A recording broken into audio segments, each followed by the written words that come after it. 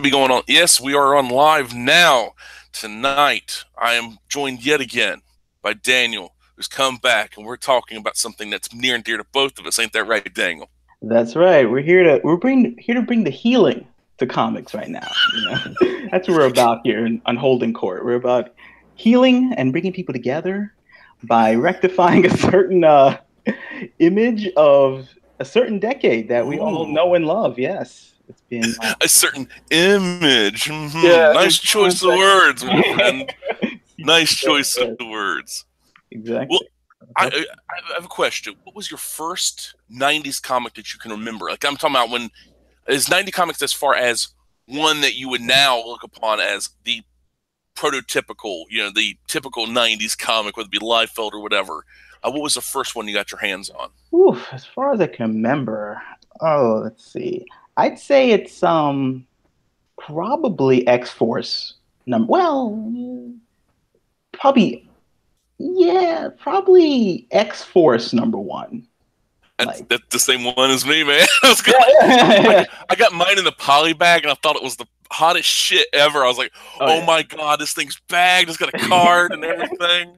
Yeah, they And rolled out all the red carpet for that thing, man. oh God, I was like, because I was in Maryland. I was on my way through going up to New Jersey from North Carolina to New Jersey. It was Comic Store Maryland that was open through most of the '90s into the early 2000s. Eventually closed and got turned into a what was it, like a hardware store or something along those lines, or it was something like that. It turned into something. There's a hardware store right next to it. It had like one of those buckets of paint with the paint pouring out. That's kind of a little thing, but. The comic, like they had that in there. It was like when you walk in the door, it's like one of the first things, and they had it. I think it was like for $2 or something, like that. And I was like, "Oh, that's such a great deal! They must have it on special." Lo and behold, I didn't know at the time. I was not that wise. I did have. I think I hadn't picked up my first Wizard at that point, What but year? What year was this? it had to be 94, 90, Oh, around 94. So this is before Heroes Are Born. This is, X-Men animated series is on the air, Spider-Man animated series, Batman animated series, Superman animated series ain't yet. The comics like Climate, the Image books are already coming out. I did see Wildcats like issue 3 or 4 or something is wow. around that because it's like the hologram cover, which would be issue two actually, the one with the Void on the cover. Oh, okay. And that right there, I wanted that one, but the store wanted like $5 for it. I was like, I can get the $2 X Force book, and it's in bag, and the card and everything. I thought that was so much value. But like, what attracted to you? What attracted it to you? Like, I mean, like for me, it was like this. It was in your face, Yeah, but it was in my face. I was also a unique position with comics too. Like my cousin, he moved away and he left me his entire collection from like the late 70s, all the 80s stuff, you know what I mhm. mean? So I was like and that was around maybe 1990, 91. So basically I was like devouring all this stuff, like blah, blah, blah, just going through the whole thing. So I was like ready for new comics. And I was reading New Mutants and I really like New Mutants from like Louise Simonson and the Warlock and Cypher and those guys. So I Mhm. wanted to see what was going on now. And my brother was in charge of buying the comic books. So I was wanting to know about New Mutants. That was my thing. And then New Mutants was in a transitional phase. Oh yeah, the Liefeld phase when he took over. Even though it was like I think Louis Simonson still writing or at the time, and then I think it was Fabian Nicieza took over, right? Yeah, yeah. So it Which was like issues 95 to like 100. That's when they stopped. And it yeah, became, they yeah, jumped off with you know X Force #1. Now I couldn't get them because they were hard to get. So I would just see them they would be on the wall and bagged up and like costing whatever it cost. And But that didn't last long, did no, it? it did not. But So but I even was with that being ready the for X case, Force. Yeah. but even with that being the case, you look at these books now; they're much maligned. Most people will just shit all over 'em, brutally so. Oh yeah. All the speed lines, there's no feet, no hands. But here's the thing: 25 years later, we're still talking about it. 25 years later, Liefeld's getting a TV deal or a Netflix deal while these other people aren't getting nothing. Yeah, nothing. And they're like, and they'll draw their comic books looking exactly like a storyboard for a TV show with a slow burn wire plot, like they're, David Simon or someone, and they're like, they're it's ready to be translated to television. Yes. Ready. And here comes this book. I don't even, I flicked my Brigade. I saw it in the, I was a big Rob head at the time, and I was like, wanting to see Brigade. Yeah, Rob head. I was ready for Rob. Yeah, so and I saw Brigade. He had the cover. He drew the cover Brigade. Mm-hmm. I flipped inside. It wasn't him. It was a clone. Yeah, it was like he had what Chap Yip, Dan Fraga. Who was the other guy? It was Chap Yip, Dan Fraga. Oh God, what was his name? It's killing me now. Dan Panosian or Panosian or whatever. Yeah, I think it's Panosian or I think it's Panosian. I think. Mm-hmm. But yeah, I was like, oh my God! It was like, yeah, he had like all the little Liefeld clones at the time, and then he had like the Ubermacht, the Ubermensch Liefeld, which is like Stephen Platt. It's like every little bit of detail is like, dude was getting paid like $50,000 a page or something insane like that. Like because Liefeld was just throwing the money out there to get these guys on. Yeah. I think Liefeld tried to steal Michael Turner away from Top Cow. This is true, and this is what caused the rift between the former partners and friends, and then they had a secret meeting, and but he claims that he quit, right? Yeah, it was like there was also incidents of alleged malfeasance with the purse strings of Image. Mm-hmm. That Liefeld was in charge of that, and allegedly dipping into the coffers of Image at the time. With the secret funds. Well, I mean, like I guess they're trying to mend fences. It's like, hey, it happened this many years ago. Let's know. Yeah. But at that time, like, well, consider now he's still got with that Kickstarter. He still hasn't come through on was it $100? It was a $50,000 Kickstarter or something like that. He still hasn't sent all the rewards out for or any rewards. Was that for Brigade? I think it was either Brigade or it might have been Brigade or Youngblood or one of the books where it's like it was the Kickstarter just to send out like free comics. Like, hey, you pledge and you get a bunch of comics and stuff like that, and nothing's come of it. It's like that happens with these crowdfunding. But with Liefeld, he's how long was that though? How long was that? 2013, I believe. Oh, so and it's still like now? Yeah, I'm gonna look that up real quick. But yeah, it's like with Rob, he's not the most, let's say, beloved creator, but he's memorable. Very memorable, yeah. But that's one of those things. Like, there's people that hate him, but guy, even though the guy's got the issues with certain anatomy parts and everything, I try not to bash the dude because here's the thing: it's like he's got such energy. Like if he were to do a cover, at least I'd pay attention to it. I may not like it or buy it, but at least I'd look at it. Right. A lot of his clones couldn't do the same. It was kind of like, oh, that's clearly not Robin. Like you glance at it for a second and then just ignore it for a lot of the part. Right, and that's what I saw as a kid. I was like, oh, this isn't him. And even though I must have been like, I don't know when that came out, like 13 or something, I could still like look at it and say that's not him, even though it's like trying to be him. So he had something. It's like, I don't know what Simon Cowell calls the X Factor. Oh yeah, it's like, there's something about him. Like there was that in that Youngblood hardcover the Image put out a while back, the remastered version. There's actually the original Youngblood pitch, and it's like his style is very much George Perez. Somehow it changed into this. I'm looking at. I got it right here in my hands. Now, and most of the book is like the first, I think, 4 issues of Youngblood. And, like everything is what you remember, like the people with very little eyes, speed lines, and proper speed lines. Like that's one thing we're going to talk about tonight. The improper use of speed lines, and people just completely, speed lines, let's not use that. That's horrible. Like these art teachers those who cannot do teach. But and like people like Kirby and the like, they taught themselves. But Right. a lot of these people that go to art school, and they're told by these people that are failed comic book artists or want to be cartoonists, like people that have done something, but it's easier for them to teach and like kind of get in other people's heads, like not necessarily encourage people with free thought, because that's another thing. It's like there's very little of that.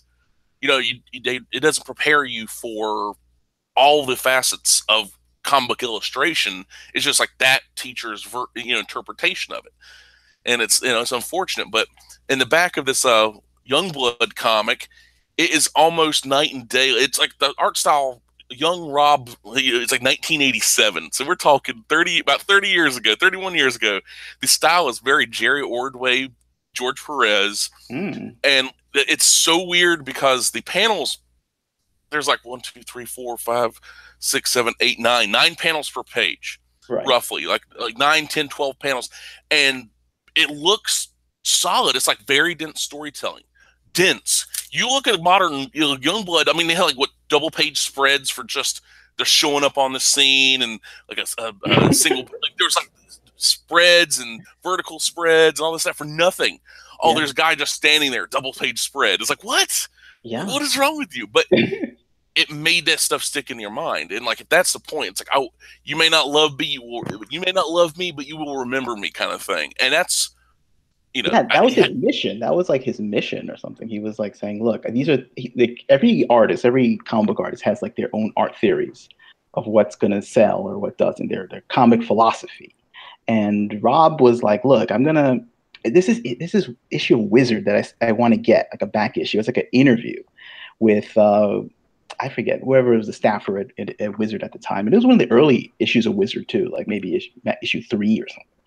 And he's like laying out his entire like he's talking trash. You know what I mean? He's like a rapper or something. They're talking like saying like, look, he's saying like Jack Kirby drew big, so I draw big. I'm like continuing the tradition, and these people. I'm never gonna draw anything like Romeo and Juliet, because this bores me. And I'm like, it's basically like 90s Charles Barkley type like. And so it's like even I remember his personality as well as the art, and the personality was like in the art, and it's like makes for a memorable figure that you kind of want to follow, and it's like and it hits at the right time with this aggressive like vibe of the 90s. So Yeah, yeah, that street, that kind of like that, white men can't jump era stuff. It's like this kind of trash talk. He was like one of the trash talk kind of guys, but while everybody hates on him, the dude was making money. yeah, The but dude was he could back it up with the sales, I guess. Like exactly. You may not love it, but guess what? People picked it up, and that's one of those things. Like, as egregious as Rob could be with his art, a lot of stuff was like, oh God, why? Because it's like it could have had a lot of potential, but then it's like stuff would start and like there would be like long gaps in between issues, and there were like certain stuff like, oh, this is my character, Blood Strike. Wait, it's just Wolverine with a different mask. You're like, what? And it was Brigade. Brigade returns Kickstarter October 2013. He raised $35,000, and apparently nobody's got their stuff yet, from what I'm seeing right now. But I might be mistaken. So that's yeah, interesting because it's I see people now are like getting 6 figures for Kickstarters now. So maybe if you bust one out now, you can. Well, it depends on how much controversy you want to raise, and how many comic stores you want to throw under the bus, and publishers that you want to, that kind of stuff. But that's neither here nor there. But and it's like, but with the Image guys, like that right there, that X-Force #1 that got me into it, and then you have all these other comics. You had Wildcats.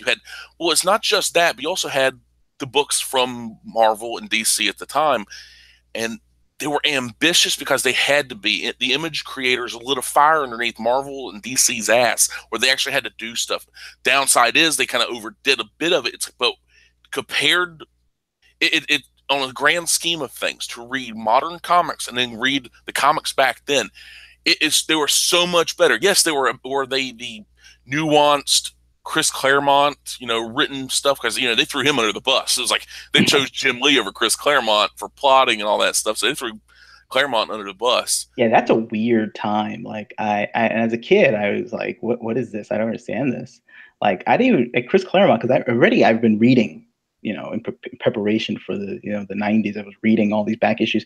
I can't imagine Chris Claremont not being on X-Men, because it's like he created all those characters. Even when Scott Lobdell took over, and I followed it a little bit after that, it never felt the same.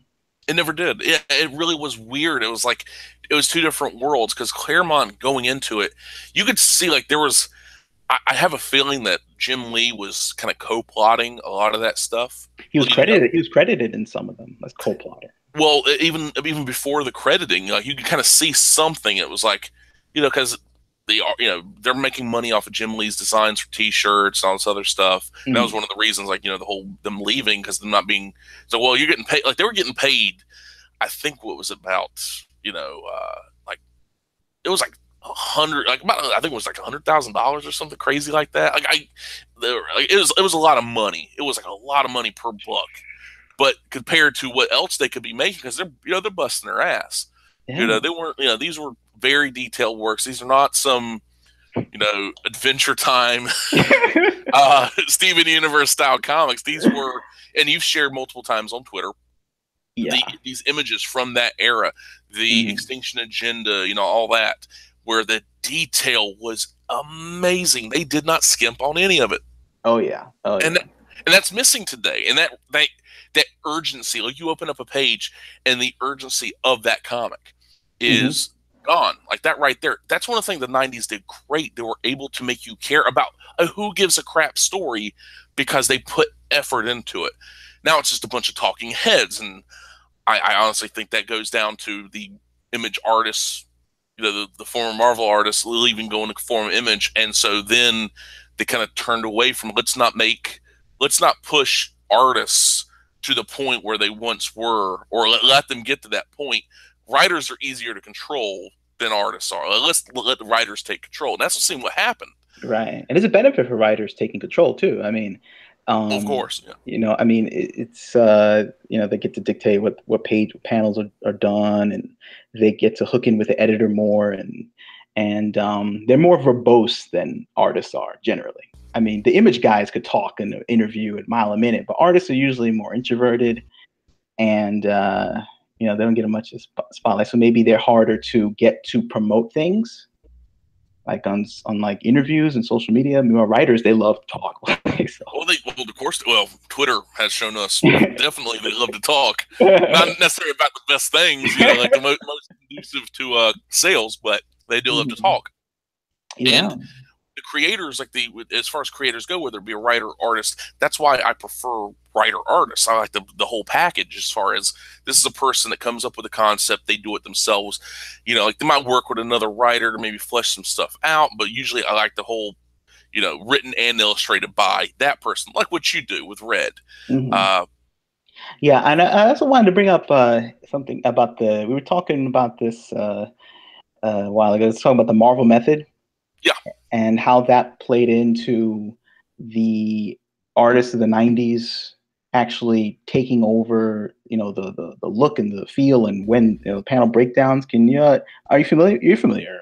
Yeah, exactly. Like the Marvel method being like, well, there's working from a full script, like your Bendis's, your Alan Moore's, Grant Morrison, stuff like that, where it's totalitarian. You have to do what that script says and do it, do it to the best of your ability, or you'll get somebody else, kind of thing. Right. And then you have the Marvel method, where usually it's the breakdown, like, okay, this is what happens on this page, this happens on this page, or even looser depending on the like, from what I understand, like the Lee Kirby era, like Stan Lee's like, okay, Space God shows up, and the Fantastic Four got a battle, and Jack goes off and creates Silver Surfer as well, and all this other stuff. And then, of course, while he's busy drawing all the comics, like 20 pages a week or something like that, to provide for his family, all like 4 or 5 of his kids or whatever, and his wife and everything, stands over there. Oh yeah, I created this and I created that. And then you get, and then years later, everybody's like, "Oh, Stan Lee's a great man. He created all this." And it's like, I'm just thinking, Jack Kirby's just shaking his head in the afterlife. but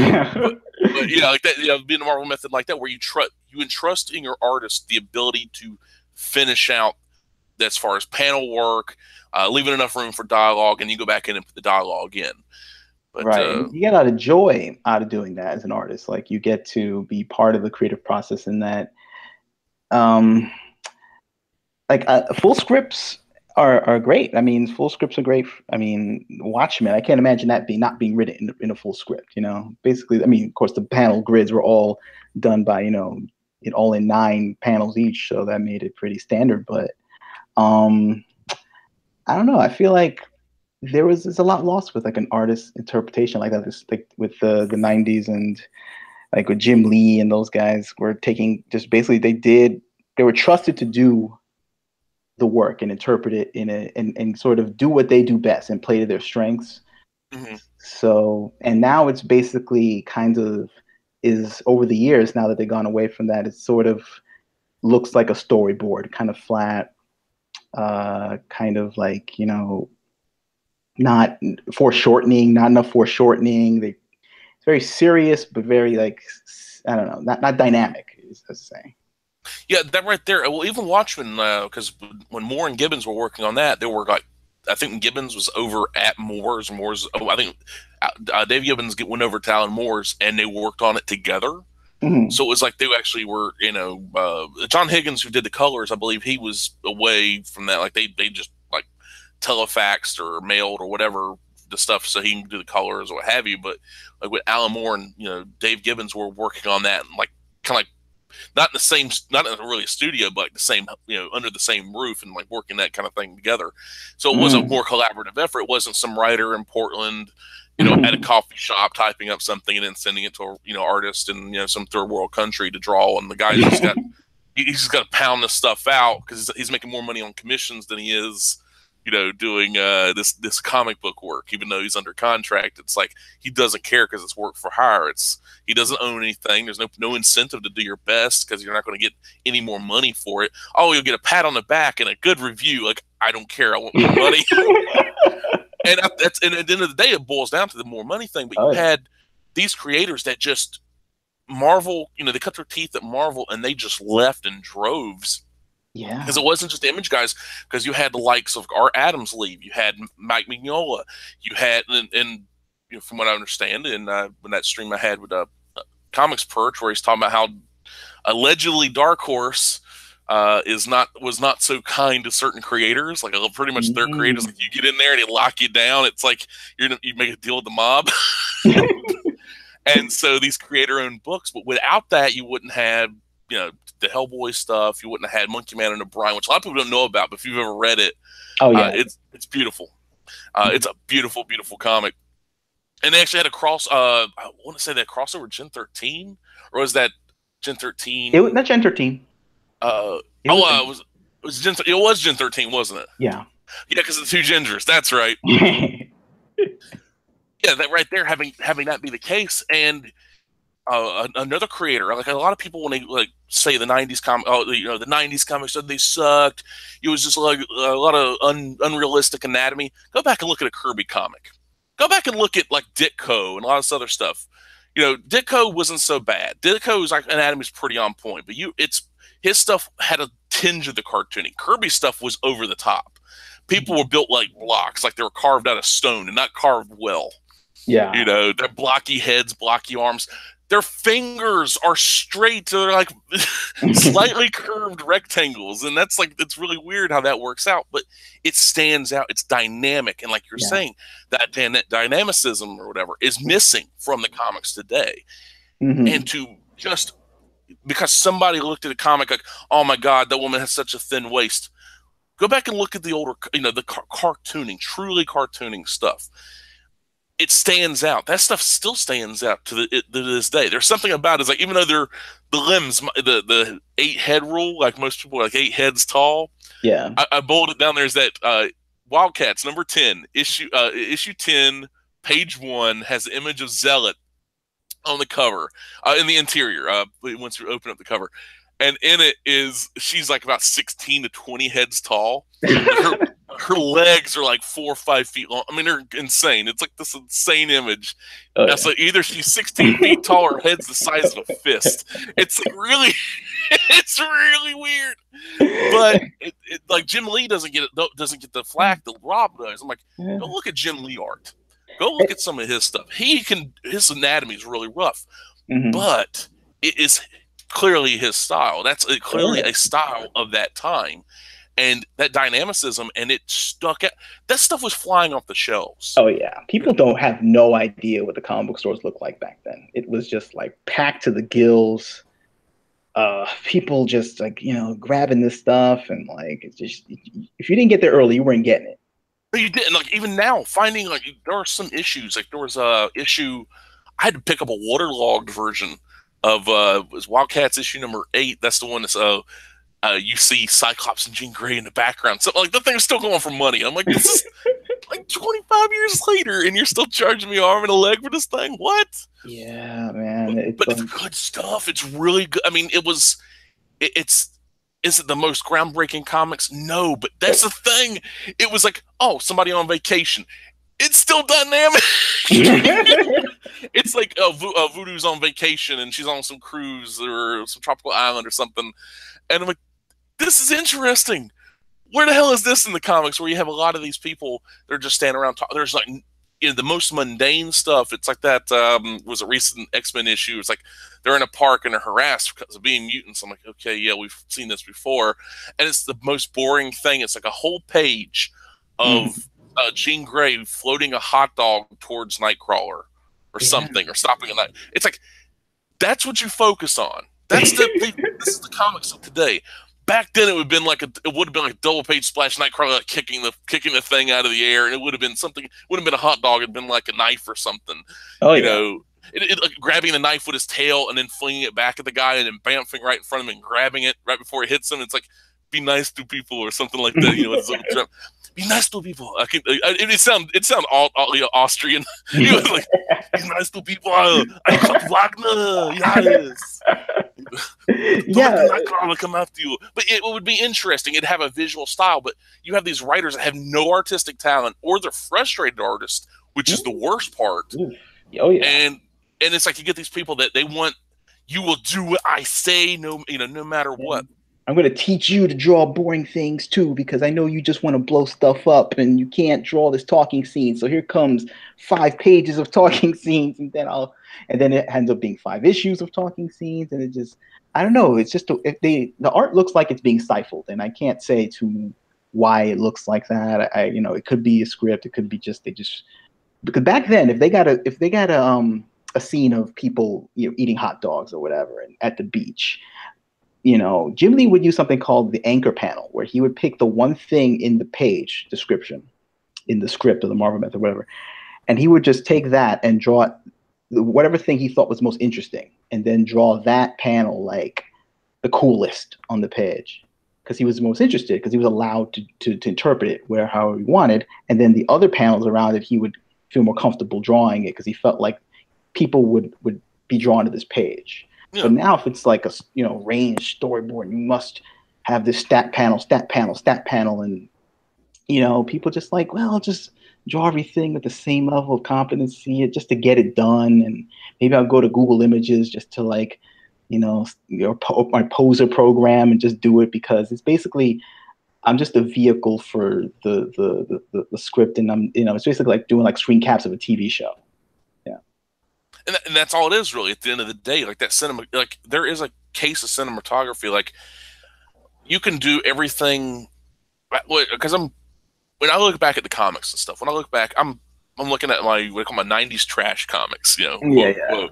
I got my Youngblood, I got my Spawn, Supreme, Strike Force, Cyber Force, Witchblade, Darkness, the 10th. I mean, Gen 13, Divine Right, that's really trash. That's Jim Lee trash. It's like, Jim Lee trying to write like Alan Moore is just a nightmare. But another thing was, there's a book, and this is another person, a lot of people forget. Like, when you see a lot of comics today, there are a lot of very strange, kind of, when you see, like, think of the prototypical Image comic, oh, it's a little weird, dreamlike nightmare or whatever kind of story, right? And it touches upon certain social issues, like whether it be molestation, rape, mental illness, what have you. They act like that's the biggest new thing, like it's never been done before, right? Have they never heard of The Max by Sam Keith? No. The 90s doesn't exist. You can't look at the 90s. Oh, of course. I'm so sorry. Like that didn't exist, and because it didn't have a cartoon on MTV. Which that was, you know what? That show, The Max, had it was like right right below the level as far as like as far as translation goes from page to screen. Yeah. That was like a 1-to-1 ratio. There was very little like that was like straight up like comic book pages come to life. Exactly. Can you And imagine back Spawn, then? It was like we were almost approaching something close to what Japan has. yeah, Like, well, God, yeah. Like we at that point MTV, which now you look at them, it's just total garbage on that stuff. Like, would they do that stuff that with Teen Mom stuff and oh yeah, everything? It's like how like, it didn't like the Liquid Television was pushed. Like they had Aeon Flux, they had the Max. I remember the Head. I don't ever really yes, watched it. the head, yeah. They used to come on either before or after the Max. It was like a combo deal. Yeah, it's so weird to see that be the case. Like that, at Yeah. that time to see these people getting their own cartoons and weren't just like some throwaway cartoons, but something that looked interesting, that had a hook, that was dark and not in the like, oh, I'm so good. But it was dark as in just mood and atmosphere, and Hmm. it looked so cool and interesting. I mean, I know that they released it like one of those uh they would do like print on demand DVDs. Like you can get the entire series at the Max. Yeah. So that right there is just funny to see. Like you go and get that. One time you just had to pirate it or whatever, or get the VHS tapes. But to see that being the case, I mean, the Max is one of those. I wish I could do something along those lines. I'm eventually may, who knows? But you had a time for artists create these artists that were just doing other people's like kind of bidding over at Marvel, and they start doing their own thing. You get, Todd McFarlane built an empire, and a lot of Hmm. people look like look back to the '90s and say, "Oh, nothing good ever came of it. '90s was horrible. '90s was trash."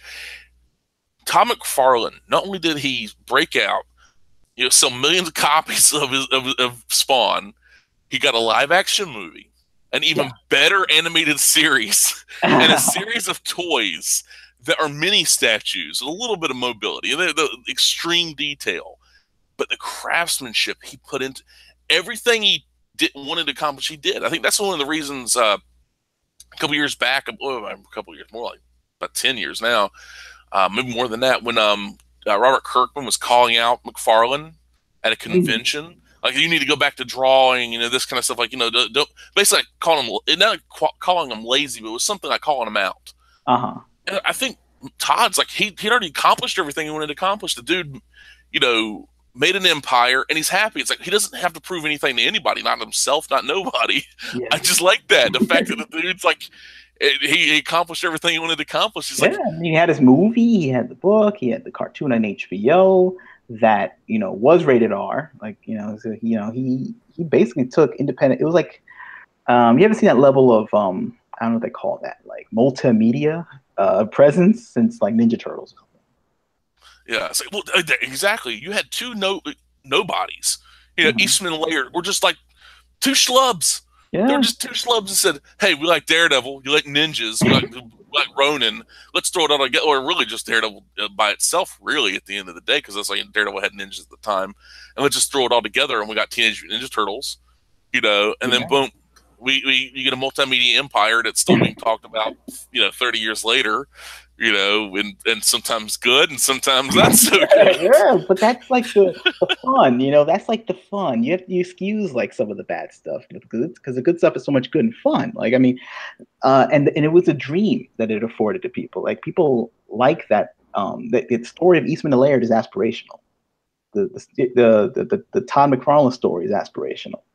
Like, guys who created their own thing and worked and toiled and then and inspired young kids like them to create something big, and it was not through some corporate means, but just because people thought it was really cool. Yeah, and they put an effort into it. They actually strove to do something, and then they actually did it. They didn't just talk about it on social media. They didn't go on, Yeah. like old, like forums or something back in the day, like when like dial up modem and everything.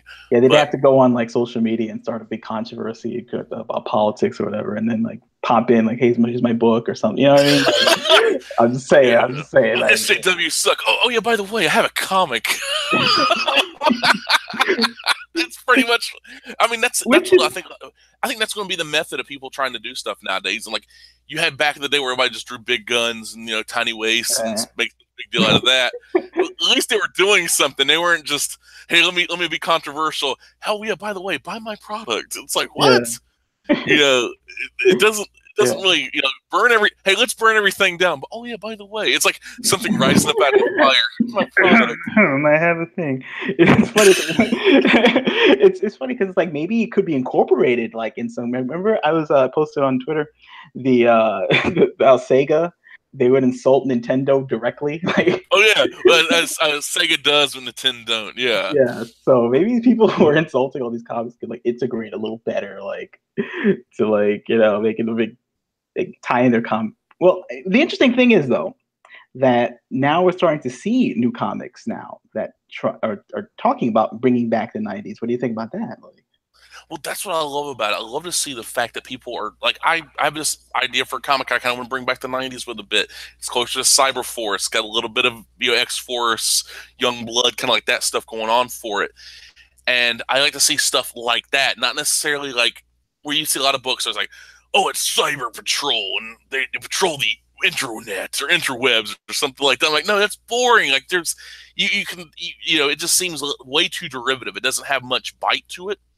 Yeah. And I like to see something, that has roots in the 90s as far as, like, I mean, there's no decade really off limits. I mean, they've done, you got comics that have the 1930s vibe, kind of the pulp serial, two-fisted guy with the 45s, kind of like Shadow or whatever. Mm-hmm. And then you have the 40, keep fighting and snap a jab, be like what, that kind of thing. And you had the 50s and the 60s and like these a lot of stuff that harkens back to the 50s and 60s, that Silver Age kind of mindset. A lot of people don't want them to leave that, and that's what this. I mean, I like to see more 90s inspired works where that action. It's like the 80s books 80s comics didn't have that much action. The 90s did because they carried off by the Rambo movies and Predator. This is what people grew up with. Mm-hmm. These are what these creators were watching, and like probably on VHS, your late night, working on a comic, and you got Predator on for the 15th time in this past week. Those are family movies, like right? Those movies. Yeah. Well, I watched RoboCop 2 with my family. Like we got the VHS and popped it in the VCR and watched RoboCop 2, where that cop gets vivisected alive. I mean, I was watching RoboCop as a kid. I watched Terminator, T2, and Aliens, and oh god, yeah, all the James Cameron stuff. Yeah, because I mean, but that's the thing.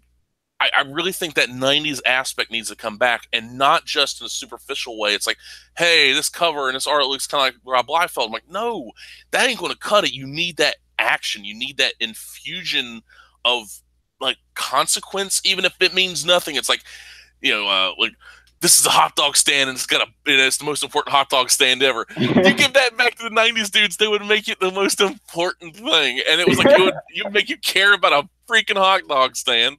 Yeah. Now it's just whatever.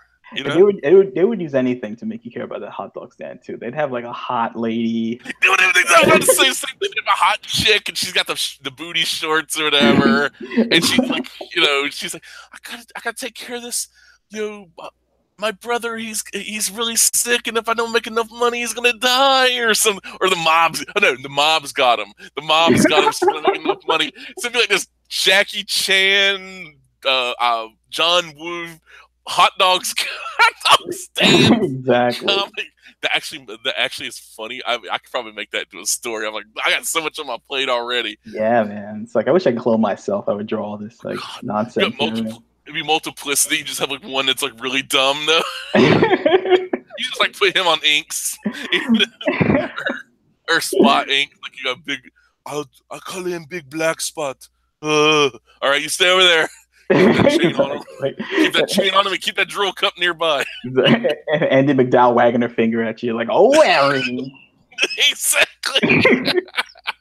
But seriously, I mean, there's so many like there's so much potential with the 90s. Yeah, and it's like And this rambunctiousness of like, maybe they turn in the pages to the guy who wrote this the Marvel Method script, whatever. He'd say, yeah, why is there like a hot chick at the hot dog vendor and stuff? It's like, well, you didn't tell me. You just wrote hot dog vendor. You know what I mean? yeah, exactly. Why make it boring? Like I was relaying something on Twitter the other day. I was inking my latest comic, Neon Trash, coming soon, folks. Ah, yeah. And one of the things I was inking previously was this like be-mulleted dude, this 80s dude bro with, like all pissed off and angry, like what, like pointing his finger angrily. That was the most boring thing I've ever inked. I felt because I'm inking something else, like kind of this, like I described it as like John Carpenter meets like Yoshiaki Kawajiri, and it was like and it was 3 panels instead of like, one panel of just a guy, multi guy that's angry. 3 panels are very much John Carpenter. So like more work, less work, more work, less work. The more work was more fun because it was more interesting to do. It's like I totally get why the 90s dudes did what they did now. Yeah. It's like every time is a learning process, and that to look at there's certain books that don't get the love. Like you see the creators still work, like Tony Daniel. Mm-hmm. And he had a book, The 10th, and it's like everything he was doing. Before that, he'd worked on I know he worked on X Force. Yeah. And I think he worked on, it was one of the Age of Apocalypse books. I can't remember which one it was, the Executioners or whatever, or Gambit and the Externals. Gambit and the Externals, that's the one. Mm-hmm. And he'd done a couple of things for Comico. I think he did one of the later launches of The Elementals, which was the Bill Willingham comic from the 80s. And he just, I guess he went and wanted, he also worked on Spawn, if I'm not mistaken. He did a little Spawn. He did. Yeah, because Volume 9, Urban Jungle, Spawn, McFarlane, Capullo, and Daniel. Yeah, so yeah, he worked on about a couple issues of Spawn. So he wanted to do his own thing with the 10th. Big monster dude, blood, gore, guts, 2 sexy women, and weird, freaky like kid monsters and like a crow man monster. Really weird stuff. He did his thing. Yeah. And that's one of those, to do your own thing, that's the most important part. And you don't have, because you're your own boss, you don't have to, you have to have this kind of boring looking guy right here to balance it all out, because if everything's over the top of crazy, there's nothing special. It's like, it doesn't matter. I don't want to draw that. That's not interesting to me. Yeah, and artists need that. I mean, like, just to cut loose. I mean, if you're going to cut loose on anything, you might as well do your own thing. And there were certainly other comic books at the time that could provide you, if you wanted a slower story or you wanted a more, thoughtful and thought-provoking story that had, the kind of sequential storytelling that you would see from like a Brian Azzarello book and stuff. Like you'd get that too. Like, they had other books at the time, right? Like Hellblazer and, Preacher and. Oh, hell yeah. Hellblazer, Preacher, you had books. You also had creator-owned books, like from the likes of Colleen Dorn. She did a book called A Distant Soul. It's a true space opera. Right. Strangers in Paradise. Yeah, Strangers in Paradise. Perfect example. That's a book that now would be called, SJW comic, whatever. It's like I love the comic. I actually have all they got the pocket book versions, which are like a little smaller trade paperbacks, but they're like 400 pages or something each. Like they're really short, fat books. They're really cool. Mm-hmm. And those books, I mean, the black and white artwork alone, Terry Moore's work is incredible. The way the way he builds drama, the way he utilizes so at the time, not all the time, but occasional multi-purpose art, like some of it's like, it looks like charcoal or ink with a brush, and like very loosely inked. It's really, really weird looking, but it's weird as in fascinating weird, not like weird. But to see that being utilized is really nice. And you had all these kinds of books, not to mention the 90s. This is before Marvel screwed everything up with the whole Heroes World debacle, when they wanted to buy their own distributor to distribute their own comics. So they bought Heroes World and ran it into the ground because of mismanagement.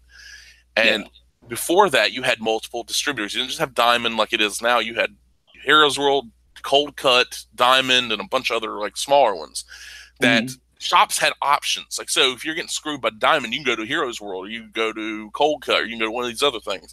And there was distributors like you had Tomica or A1 Press. You had Tundra, that they did a lot of creator-owned works. Like a lot of these people had to fill out their own invoices, put their own stuff out there. These were people that were nose to the grindstone. They're not only were they making the comics, usually writing and illustrating themselves, doing the cover colors.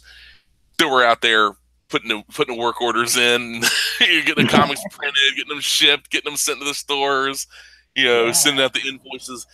Wait, so they were distributor too? Like they would mail them out or something? Oh, they would take care of they would work with like say one of the like I think Cold Cut was one of the ones that were kind of like one of the last ones to bow out. I think they were out of Chicago, but they would do like say the store would order from Cold Cut send the creator of like whatever over one of the guys over at Tundra or one of the creator owned books throughout the 90s, like these like kind of really small press stuff. And it's like, hey, we need like 3,000 copies. There you go. Print them up, send them out, and there you go. Like send them right to like the distributor. Oh, that's send cool. it that way. Right, right. So it was like their own. Every book was like a small business in a way. Like pretty much. It was not all across the board, but it was a lot of them like that. And you had potential for that to be the case because you had a healthy enough. It was still corrupt. It was all like everything. To some degree, everything will be corrupt. Nothing will ever be perfect. It's like any political system will be that way. Any entertainment industry be that way. Any kind of thing will eventually get corrupt to a point. But now it's the inmates are running the asylum as far as distribution goes, as far as the industrial creation of comics, goes. The inmates run the asylum, and back then you had options, and so you had the ability to distribute your own book, get your own books out there, and have the possibility of word of mouth spreading. Because this is back when you had a lot more comic book stores, and a lot more stores were more willing to give stuff a shot. This is the heyday of the DC did an event, Marvel does an event, Image has got an event going on, event. People are coming into the shops. Yes, there was not like a lot of what we call buy through, which means like the stores bought the product, the customers bought the product. Store bought the product and they're stuck with it, which happens a lot nowadays. You see a lot of stuff collecting dust if you go into a comic shop, which is unfortunate. But yeah, I mean, like, the thing is too, it's like a comic book. The 90s was a big like it was very art driven. You know what I mean? Like very visual. Exactly, it had that style. You had to have a style. Right, a style exactly, and like that as an indie person, you had the ability to compete with the major if you had the right style. You know what I mean? I guess it's still that way now, but back then if you had the right thing, the right product, the right character, the right story, you wouldn't be that afraid to go and do it on your own, like and put it out there, distributor. Now it's like a little different. Like now it's like, well, that makes me think about. Remember, that was it? Axel Alonso said that artists don't move the needle in terms of sales. I believe that's what he said, which is, he means their artists, which the most of them are not that good to begin with. I got a dog on him. I can't help it. But I think it was like, he was talking about like, he said something else, like something Wizard Magazine. It's like that doesn't exist anymore to tell people who the top 10 people are. He threw that in, and I'm still puzzled by that, but it does intrigue me as a statement. It's true though. I mean, there's a lot of people. Wizard, I ain't gonna say it's pay to play because there was some really skeevy stuff going on there.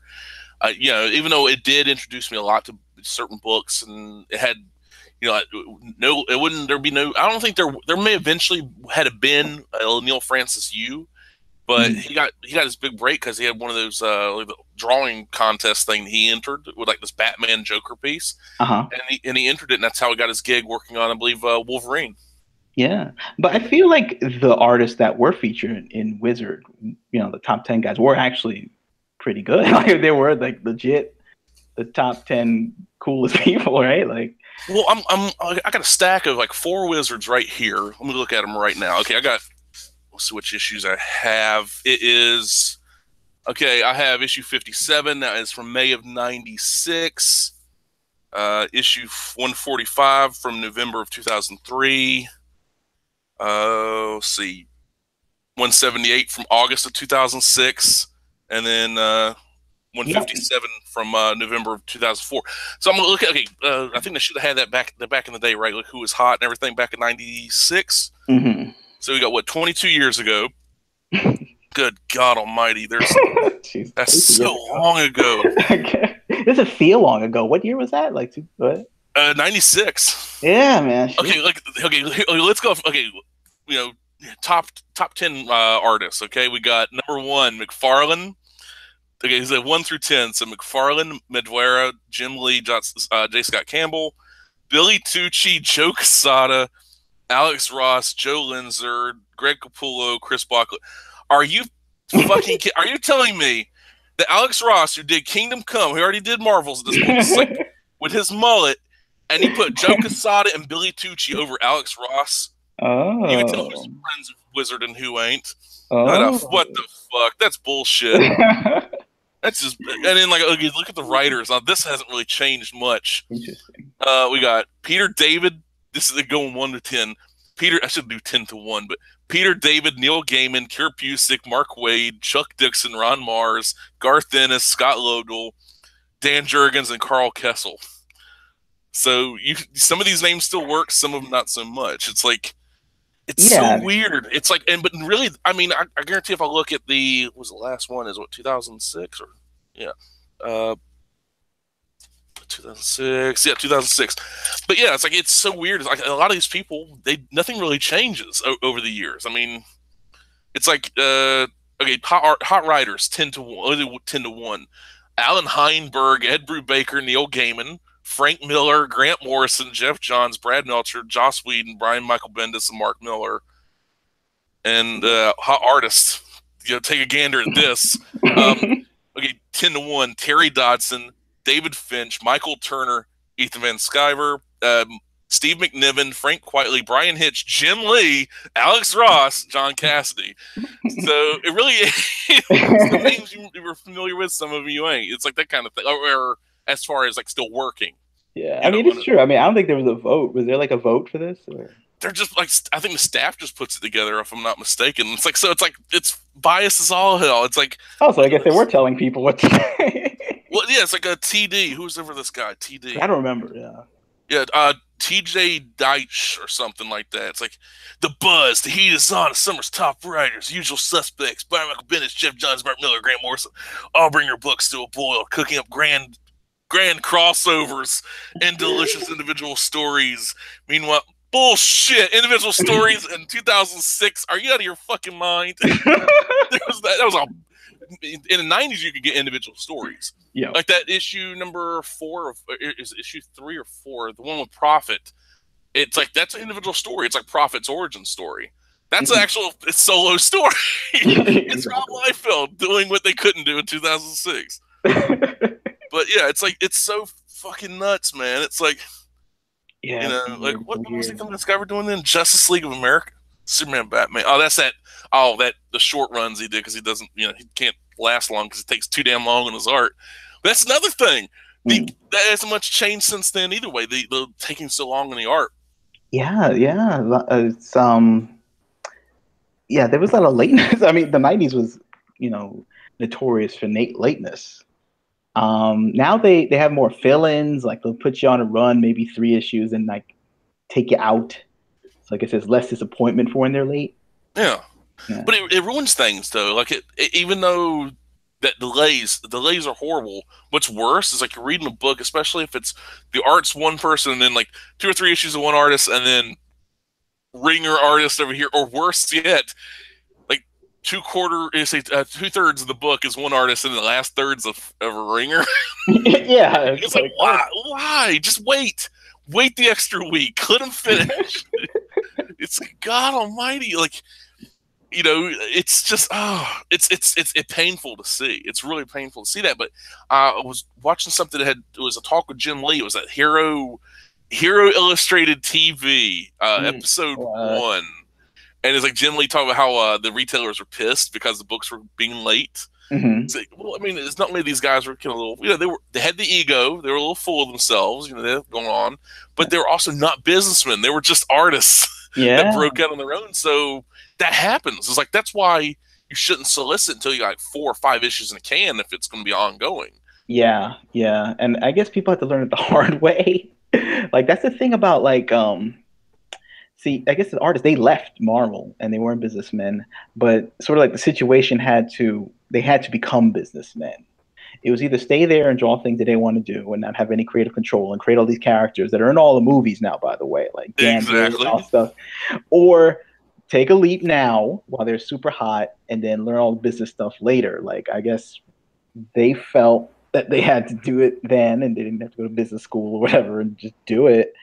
And back then, I mean, it was frustrating because we wanted those books like now. Like I wanted Youngblood 2, issue 2 when it was, and it never came. Like I don't even remember getting it. I think I just didn't get it.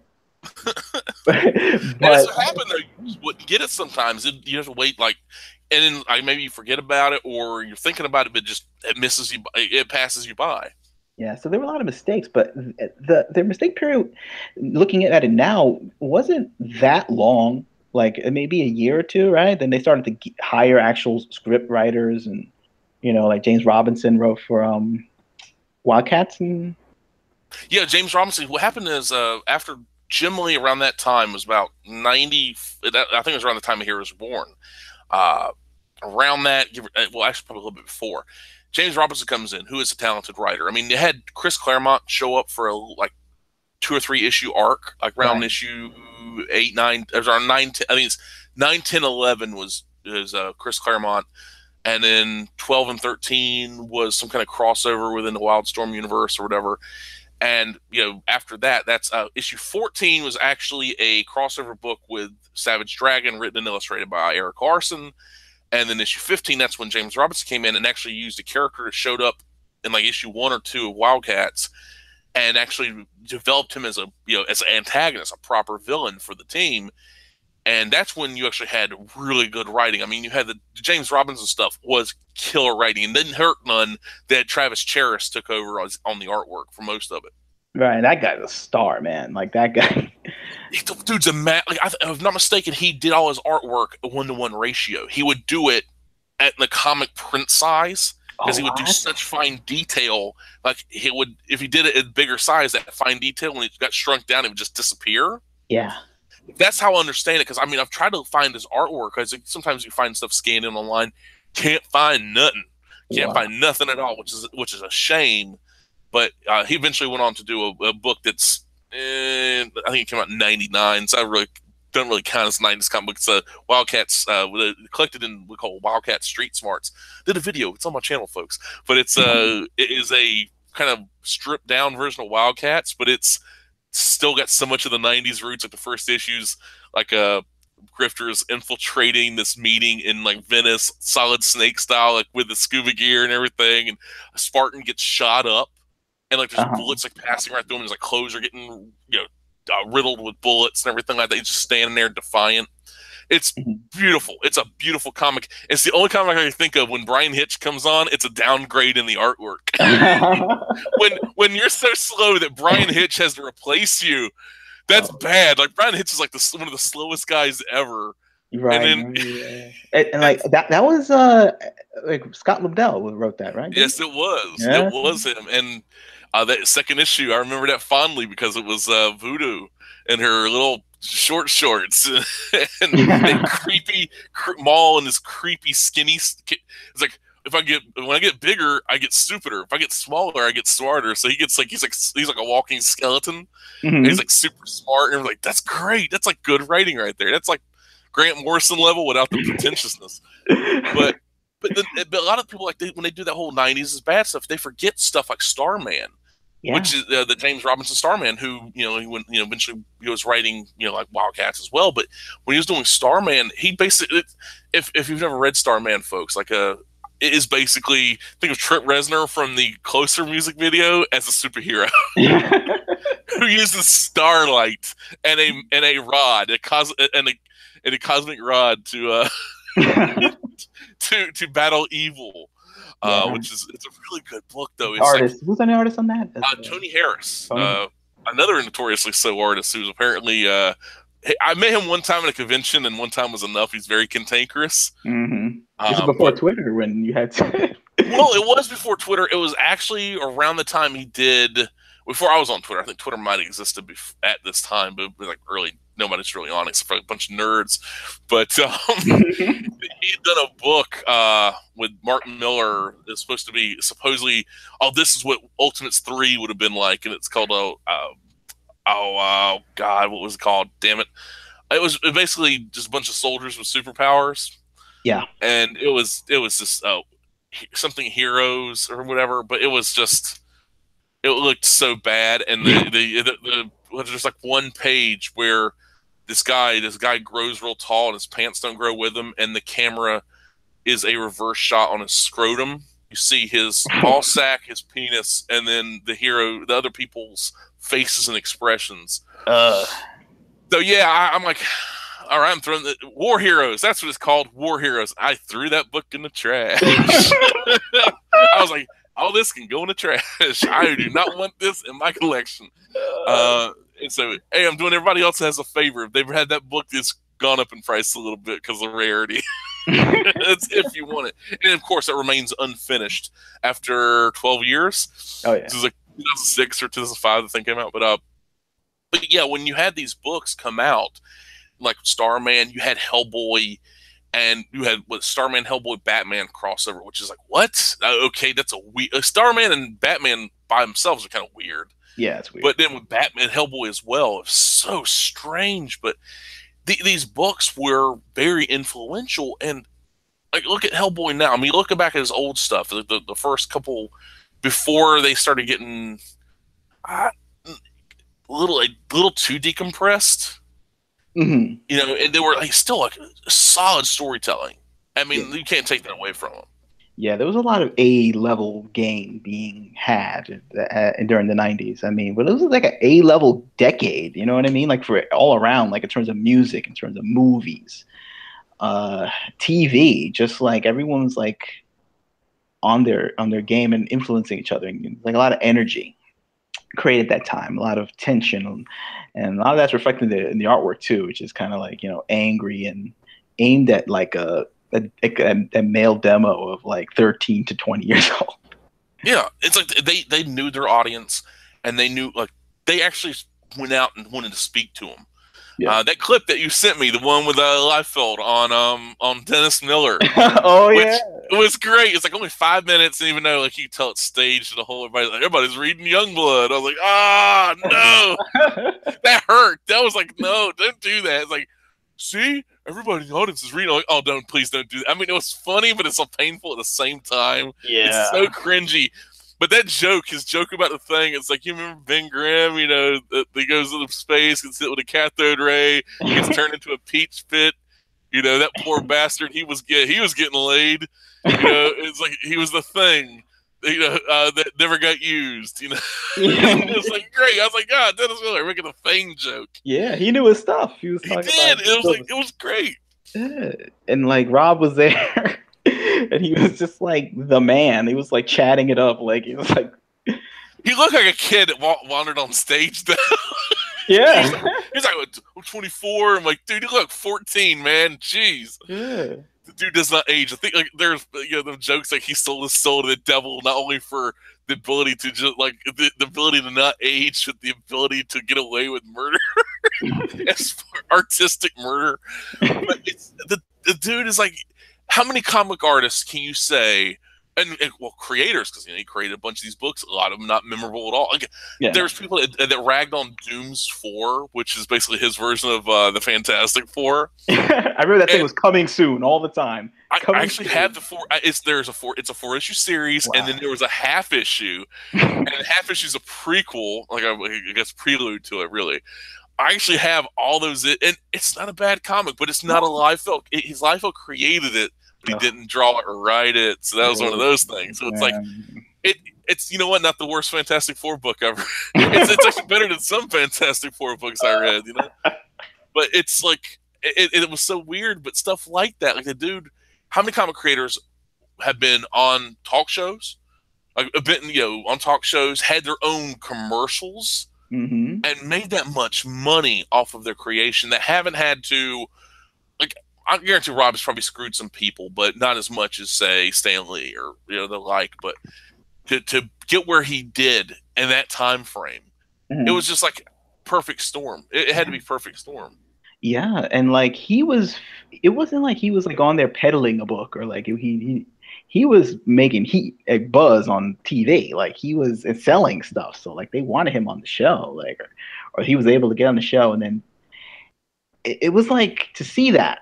And he gets busted on all the time, but to see that as a kid or something, I mean, I didn't see that as a kid, but I did see the 501 Levi's commercial that he was on.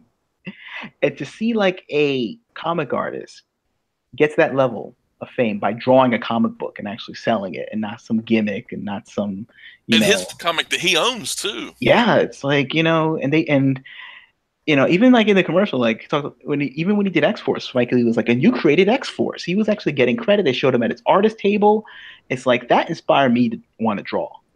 Like, because like you can actually make it. It wasn't like he was, it wasn't a comic book based off a gimmick, like he's doing a comic book based off a celebrity that's famous and it's basically a vehicle so that they can like pitch it to a movie studio. So now he's on TV because of that. It was something that he created. And it's like, the 90's was full of that stuff. Yeah, exactly. You had a time of a decade where you could, if if you had enough pull, you could make it. Like Sam Keith.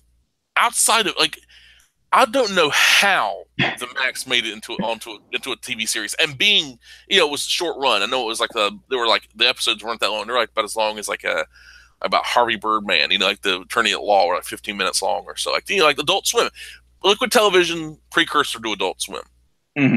and Yeah. it was just had that visual style. It's like people all they think when they think 90's, they think speed lines, no feet, big guns, tiny waists, and that's what they think of. But then you look at the Max, you look at Starman, you Hmm. look at the Distant Soil, you look at Savage Dragon until Yeah. most recently, solid book until it's turned into hardcore porn. Mhm. All You the know, Garth Ennis stuff, you got your preachers, you got your Hitman. oh yeah, Hitman, there you go. Like taking the piss out of DC. It's great. I mean, this stuff like with like with what Marvel was doing with the Executioner song, leading the Executioner song. They had Extinction Agenda previously, Executioner song. They had like the best X-Men story, like Age of Apocalypse. Everybody Hmm. thinks like all the Oh yeah. the X-Men in the 90's, but without that stuff, these were amazing stories. And no Age of Apocalypse, you wouldn't have like I mean, it would not have had. I had them awesome toys, and I love the figures. Cyclops literally being a Cyclops Wolverine called out his eye. He's got that not he doesn't have a mullet. He's like the long hair. He's got the like the Michael Myers in the Halloween remake hair. But this like you had Wolverine with one claw, and it was Yeah, great. It it was was like great. the Magneto design with the long white hair and everything in the helmet that was removable. Uh-huh. I loved it. It was you didn't get to you don't then you had Operation Zero Tolerance, you had the Cable stuff, you had like the Marvel had the flashback books, which are like these like zero like -1 issues, which is so gimmicky. But you had Jose Ladron doing Yep. art on two Cable. of them, Uncanny X-Men and the Cable one. Oh god, it's beautiful. Good Just stuff. loved it. Good, Yeah, yeah, good stuff. Joe Mad. Yeah, Joe Mad. He's like the next guy after Jim Lee, I guess, to like take on that superstar of X-Men label. And he, You had to work. You had like even though they the Kuberts had big names, they were not on the same level as Jim Lee or Joe Mad. That's the unfortunate thing. It's like yeah. they're great. They're like super workers. They're the middle class guys, that kind of thing. Even though their dad was Joe Kubert. I mean, Joe Kubert was not a bad artist by any No, no, means, no, of but course. he's a solid dude. He's like that. That's a dude you want doing a war book. You want him doing a caveman kind of book. That's the guy you want. Yep. Black and white pen work, beautiful.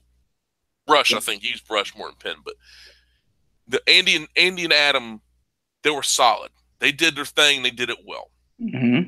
But Joe Mad bringing that Capcom inspired art in there, it's like Rob Liefeld, but better as far as like Yeah. bringing that Eastern influence. As far as the Eastern influence goes, Hmm. and with Deadpool and then Uncanny X-Men, and then he jumped ship to go do Battle Chasers, and unfortunately never finished it. Issue 10, Joe, where's that, man? Where's that? But yeah, but that kind of stuff. These books we're still talking about, 20 years later. Sure. And they And allowed him to do it. Like that style was very drastic from the other oh X-Men yeah, comics. Like it's like I wonder why they allowed him to do that though. I mean, like it's because it's so drastic, like you were saying. mhm. It was so night and day compared to like say Andy Kubert or even like the person that preceded succeeded him, Carlos Pacheco. Mhm. Uh, these guys are night and day difference. It's like if somebody were to have on, you know, uh, Sam Keith, and then the next artist to come on is like Mike Allred. It's like what? That's just it makes your head hurt. It's like trying to, and that's nothing. Madman by Mike Allred from the '90s and stuff. I mean, same thing with like still had Nexus running on, but that was from the '80s into the '90s. A lot of these books were continuing on from that point, but people, it's so easy in these artists, and as far as I've seen in your work, where you put your '90 influence, you wear it out on your sleeve. I clearly could see that. Yeah, And, like Joe Mad and that thing was like he's still big to me, like and he's still a big creator. Like they still call him in to do like issues and they sell, and uh yeah, I mean him and I'm trying to think of any other like Roger Cruz. Now it's funny, like those guys are like, they might, I think they had a rivalry a bit. mm-hmm. Because Cruz, like, I think Mad said that Cruz, I don't know if he took a style. Oh, well, he's pulling the 10 don't on him. Yeah, the 10 don't. But if you want your comics to be mad, you come see Joe. But if you want your comics to be on cruise control, go see Roger. Oh, there you go. That's so good. That's good. That's good. That's a good tagline right there. I'm surprised that wasn't used or something. It's like if that was like if there was a rivalry between them. Yeah, and I think that rivalry could actually help like people not liking each other. It's like depends. It all depends. I mean, our little friendly rivalry. Like, I mean, it's like stuff of art or something, like, jabs there, but it's, all friendly in the end. It's fun. Yeah, there's some people in our community is our unnamed, unincorporated confederation of people, like-minded people to a degree. There's some people I kind of take jabs at, but I was like, it's because it's like people will take it the wrong way, and also in text form, it's kind of hard to like get that across. It's and also, I'm busy working on other kinds of art because there's something I wanted to do, but it was so like it was childish, and I was like, it was the Drake meme, the ignore this and like yeah to that, that Drake meme. Yeah, he's like, oh no, and yeah. It's like it was the oh no and then oh yeah kind of thing. Mm-hmm. It was the oh no to Cyberfrog or with the Ethan Van Sciver comic, the new one. And then the one he's like, yeah, to is Battletoads comic from Nintendo Power. And it's like, what's the point? This is a little too, not mean, but it's like, what's the point? It'll just cause like, but it's like, I find it funny because it's like, if somebody said, hey, we're going to do a comic about some kind of amphibian, I'm like, oh yeah, do a Battletoads comic or something like Battletoads, that kind of style. But yeah, the Cyberfrog, the feet always weirded me out. I don't like the extended limbs and this. I know it's his style, but it's like as a gimmick, as a concept, it's like, even for the '90s stuff. But but look at that, right? I mean, that right now has a Kickstarter as of this airing, I think, right? I think he started it today. Yeah, he just started. And it's got like, last I saw, and this was like maybe like 5 hours ago, it got like $40,000. Yeah. So there is a market for '90s stuff to come back. Like they want the goods, and they want Cyberfrog. They want it all back. Like, you know what I mean? I did find something horrific. I was looking up some of the Marvel swimsuit special stuff, just as for like photo reference and everything for like '90s for the which will eventually be the cover art for this, or the YouTube thumbnail for this episode that I'm using to promote this stream. Mm-hmm. And one of the because that's one thing we talked about. It's like that needs to make a return, like that kind of thing where you have women and sexy, but they'd also throw men in there, which is like a little, like, that ain't my thing. But hey, if it tickles somebody's fancy, whether it be man or woman or whatever, that's fine. That's fine. Mm-hmm. But there was one, it horrified me, and I wanted to share it with you. I'm just going to find it real quick. Yeah. It was one of these things. I kind of apologize ahead of time, but it's because I was going to crop it out, but Jesus Christ, this right here, screen, right, this right here. I am so sorry, dude. I don't want that to return. I do not. I don't know what's more offensive. The fact that he's like, I probably got a weapon under there. Yeah, or that is the weapon. And the fact that the skull is so big, that disturbs me so much. What am I looking at? I don't want to know. I really. It's on the Google. What year was this? Like that was I don't know, because it was like I was looking it up and I was trying to find like stuff, and then for some reason that came up. I guess that was in the tags. It was from one of those comic resources, like this bad comics thing or whatever. Yeah. And it's like, well, actually, the other two comics work, because one of them is that Marvel Knights Black Widow book, and the other is the Tarot, which is a Black Rose. I read like a couple of issues of that because my comic store had it for like $1 a piece. Like somebody had it in their like pull list and didn't pick it up. Mm-hmm. And so nobody wanted it, so it's like, here's $1 a piece. So I picked it up. And it was so funny to see that stuff. But there are some of them that have like beautiful covers, like them swimsuit issues and everything. Yeah. Yeah, it's so. I'm trying to get that out of my head, man. Yeah, that's been rough. That's been rough. Trying to get my bearings down. Like, oh man, this is what? I mean, maybe the whole idea of the swimsuit special making a comeback. Maybe it was a mistake. Yeah, we don't want to open the door to anything. You know? Well, I still want to do something like that, but yeah, it's really maybe have more class than that. Somebody was just having a little too much fun right there. It's like, but hey, 90's was trying a lot of things, man. It was basically throw it at the wall, let's see what sticks, and there's a charm to that. I mean, I guess you have to have some kind of like a slight juvenile sensibilities. You know what I mean? Yeah, like the off the cuff. You need a little bit of that off the cuff, kind of storytelling. Like the Wildcats books, even Cyberforce, you really could. Cyberforce books to a degree, Youngblood, there's no hint of any kind of like, hey, they're sowing the seeds or something. No, they just throw whatever's out there. Let's throw whatever at the wall to see what sticks. And I like that kind of storytelling, because here's the thing: for the past 20 years, comics have been, no matter whether it's the main industry, Marvel and DC, the creator-owned stuff, Image, whatever, has been, oh, we got to plan this out. It's like so strategically done. Oh, we mapped this out. Like there's no spontaneity in the comics. It doesn't feel like. There's with old Kirby stuff when he was doing his Fourth World books, there was some there, but it was very loose. You can kind of tell because he was doing everything himself. He's writing it, illustrating it, the editing it himself, so nobody could tell him what to do. So it's like if somebody's like editor, how did he become his own editor? So nobody could tell him what to do. That's the only reason he became an editor, so he could be his own boss. Yeah, but to see these books, I was in a discussion with somebody the other day about. Like, this comic, and I've seen a lot of people, I got a lot of plans for this comic, a lot of planning. It's like, best laid plans of mice and men, all that stuff, it's just, like the spontaneity, it's like, honestly, I'd rather see people start throwing stuff out there, like insane ideas, over the top action. Yeah. Sexy women, even sexy men, that's fine. Violence, big guns, big explosion, whatever, like that kind of stuff.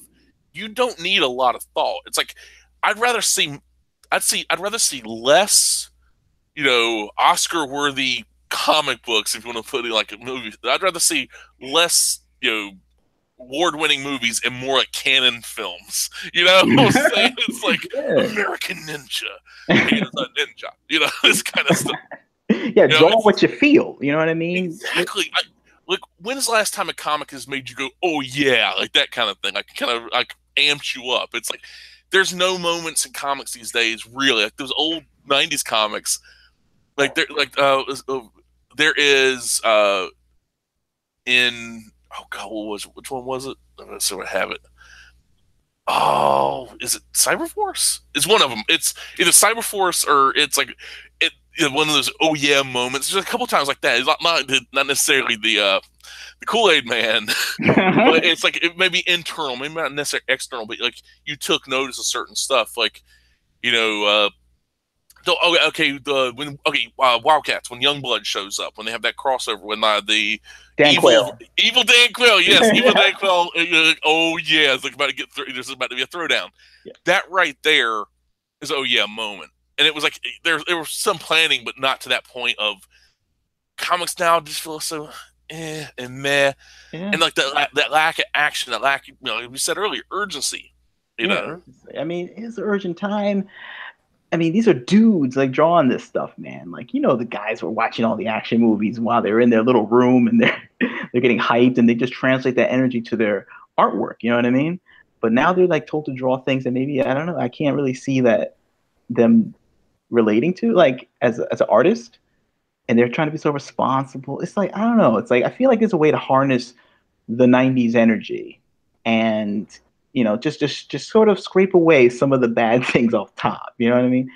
But keep that sense of urgency, like on every panel, where every page has to have something that draws you into it, and instead of like 5 pages of boringness until you get to like the 5th page where you cut loose on one page, and then because usually that page right now, the way they do it now, is just like when you get to that 5th page, it ain't that explosive. And you're right, because I mean, like with my Neon Trash comic, I started out the book with basically a chase scene. It's like it's chase panel, but it's like this sense of urgency when you first open up the book, and that's the kind of thing I wanted to go for, because I'm so tired of this world building crap that most of these people now, because they read these how to write. I saw it, for the love of God, I see a lot of stuff pop in my timeline. There was a Kickstarter for it's a module, or like it's an app, but you have to pay like a monthly subscription for it. But it's a Kickstarter for how to write comic books. So you have to go back to this thing, pay. It's a monthly subscription service, how to write comic books. What? If Tom McFarlane read a comic book, figure out how to write a comic book. There you go. You don't need to be paying extra. But people, there's a sucker born every minute. I mean, at the end of the day, what does the app do? Just start like writing for you or something? Like, I guess it's like I didn't look into it any more than that. Just it was an app for like it's like that. It's like those screenwriting apps. The best way I could, those like that kind of thing. It's like how to put it in certain stuff. It's like it's the lazy man's way of doing stuff. It's like get some post-it notes. Get like a dry erase board or a chalkboard or a notebook, and just put your ideas in there, and then number them, whatever. Figure it out that way. Yeah. Trial and error. It's like this. That's why you got so many stiff comic books today. You can't. That's one thing you can't say about the '90s. Yep. Those books were not stiff. Most of them. They were wild and loose. It was like, like somebody threw a bunch of Chipotle sauce on the comic book. Yeah, I mean, it's just like, I don't know, like writing now is like, see, it's funny because I do my own comic book, and I read the books too. I read, Story by, Robert McKee, and, I read a bunch of screenwriting books and stuff, and, basically how to write books. I don't know, a bunch of books, Mike. And it's just like, when you get the fundamentals down and then you're an artist, you kind of see when you read other comic books that they are slow on purpose, and they're doing it not as to make it like they're intellectual or anything. It's there to give off this faux intellectualism, like slow is smarter. Exactly, that faux intellectualism, and they're being so like, oh, so highbrow. The slower the story, the slower build. Slower build means more. No, it means you're wasting my money considering it's a $5 comic, and it's only 20 pages, and I'm 7, 8 pages in, and nothing's happened. Yeah, nothing's happened. There's no inciting incident. There's no like middle act. It's just slow, slow, and then to be continued off of something that doesn't need to be. It's not any giving to any suspense for the next issue. It's just like they hide behind the theme. Maybe the theme is like a western or like a film noir thing, and they'll make a comic about that, and it's really slow, and it's just like they'll hide behind that because usually those genres lead to usually when you watch them in a TV and a movie, they're actually smarter than some dumb movie or something. You know what I mean? Yeah. So they're hiding behind these tropes and things. But when you read it, it's like, why am I bored by this?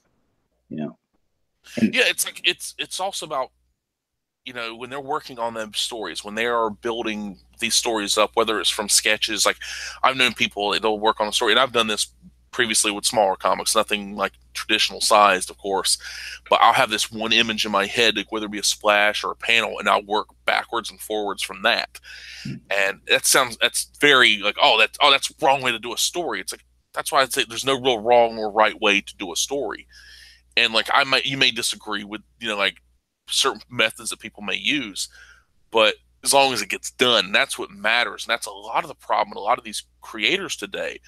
It's like they'll look back in the past and they'll see like, this is problematic. This is that's, or if not problem, and they'll look back at it as like, that's a bad way of doing things. That because of some internet critic. Like there's a guy I can't stand him.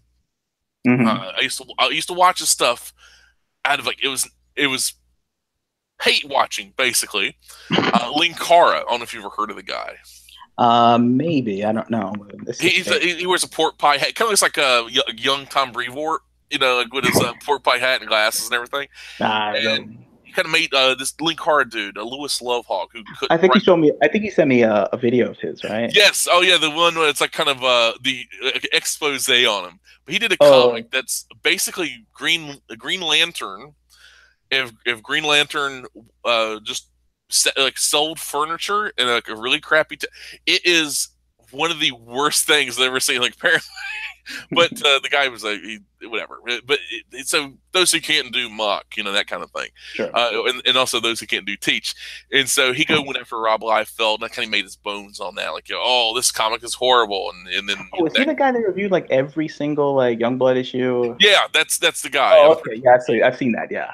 Yeah. Well, that right there, it's like, as much as he ripped on it, it's like that had more artistic credit than the guy could ever have. That's like, it's one of those frustrating things about life. Those people that would have to, it's like, yeah, it's kind of pathetic, but there's a lot of people that would watch that and like, sure. If this guy says Liefeld sucks, then all that stuff must suck. All the speed lines, all the way he treats women, last time I checked, Rob Liefeld's women were usually pretty badass for the most part. Mm-hmm. Like they weren't like, oh no, save me, young blood. It's like it was multifaceted for Rob Liefeld, which wasn't the greatest stretch as far as like this is like this span of complexity, but at least he tried. And it was so weird to see like these people, but they take they parrot what they hear online, and it's unfortunate because they keep themselves closed off. There's a lot of these interesting stories. Like, I keep these books around as well as sometimes to look at and like shake my head like there's so much potential, they just wasted it, and other parts where there is so much to be learned from this. It's like you don't. It's kind of like a lot of people. I one time I looked at the 90s as if you don't learn from the past, you're doomed to repeat it. Yeah. But compared to what we have now, even though a lot of these books didn't sell through, we still have going like most dollar bins or quarter bins. You still a lot of 90s comics. Mm-hmm. But at the end of the day, they made an impact, and that's where you can say that a lot of these stuff. It's like what are you going to get from the fifth or sixth variation of hero dealing with personal issues or something. It's like who wants to see that? I mean, honestly, it's like I don't want to pay hard-earned money $4 or $5 on a comic where it's like a same old tired plot, whether it's like and with it's this, but the person actually has like emotional problems. I'm like, I don't want to know about that. Like that's not entertaining. It's like, oh, but it has some action. It has a little bit of gore. It's like, yeah, but a little bit of this, a little Yeah, a bit of little that. bit of action. A little bit, right? Just to get you just a taste, maybe like two pages to give you a taste, and then the Yeah, rest it's is like out of. they don't want you. It's like, don't get your expectations up because the book's kind of gonna suck. It's like I got Right. like Spawn number You don't. one. Yeah. I got Spawn number one in my hands. I'm looking at it right now, and the first page is like the whole, the Earth and everything. It's like the Earth and then the night sky and then the cathedral, and lightning bolts and Spawn, and then kind of the flashback, the nightmare stuff where he dies, goes to hell, and Really then artsy. It's a really artsy it, beginning.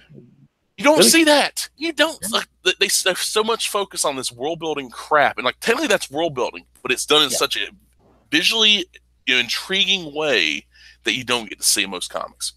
That these days, at the very least, because I mean, but like you've pointed out in the past, McFarlane, dear God, he got put a lot more detail than he probably should have, but he did so.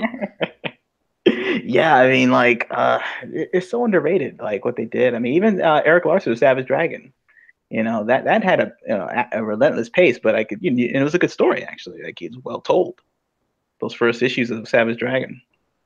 Yeah, Yeah. I think it was a miniseries, right? It was a miniseries first. Yeah, the first like 3 issues were a miniseries, and then the ongoing, right?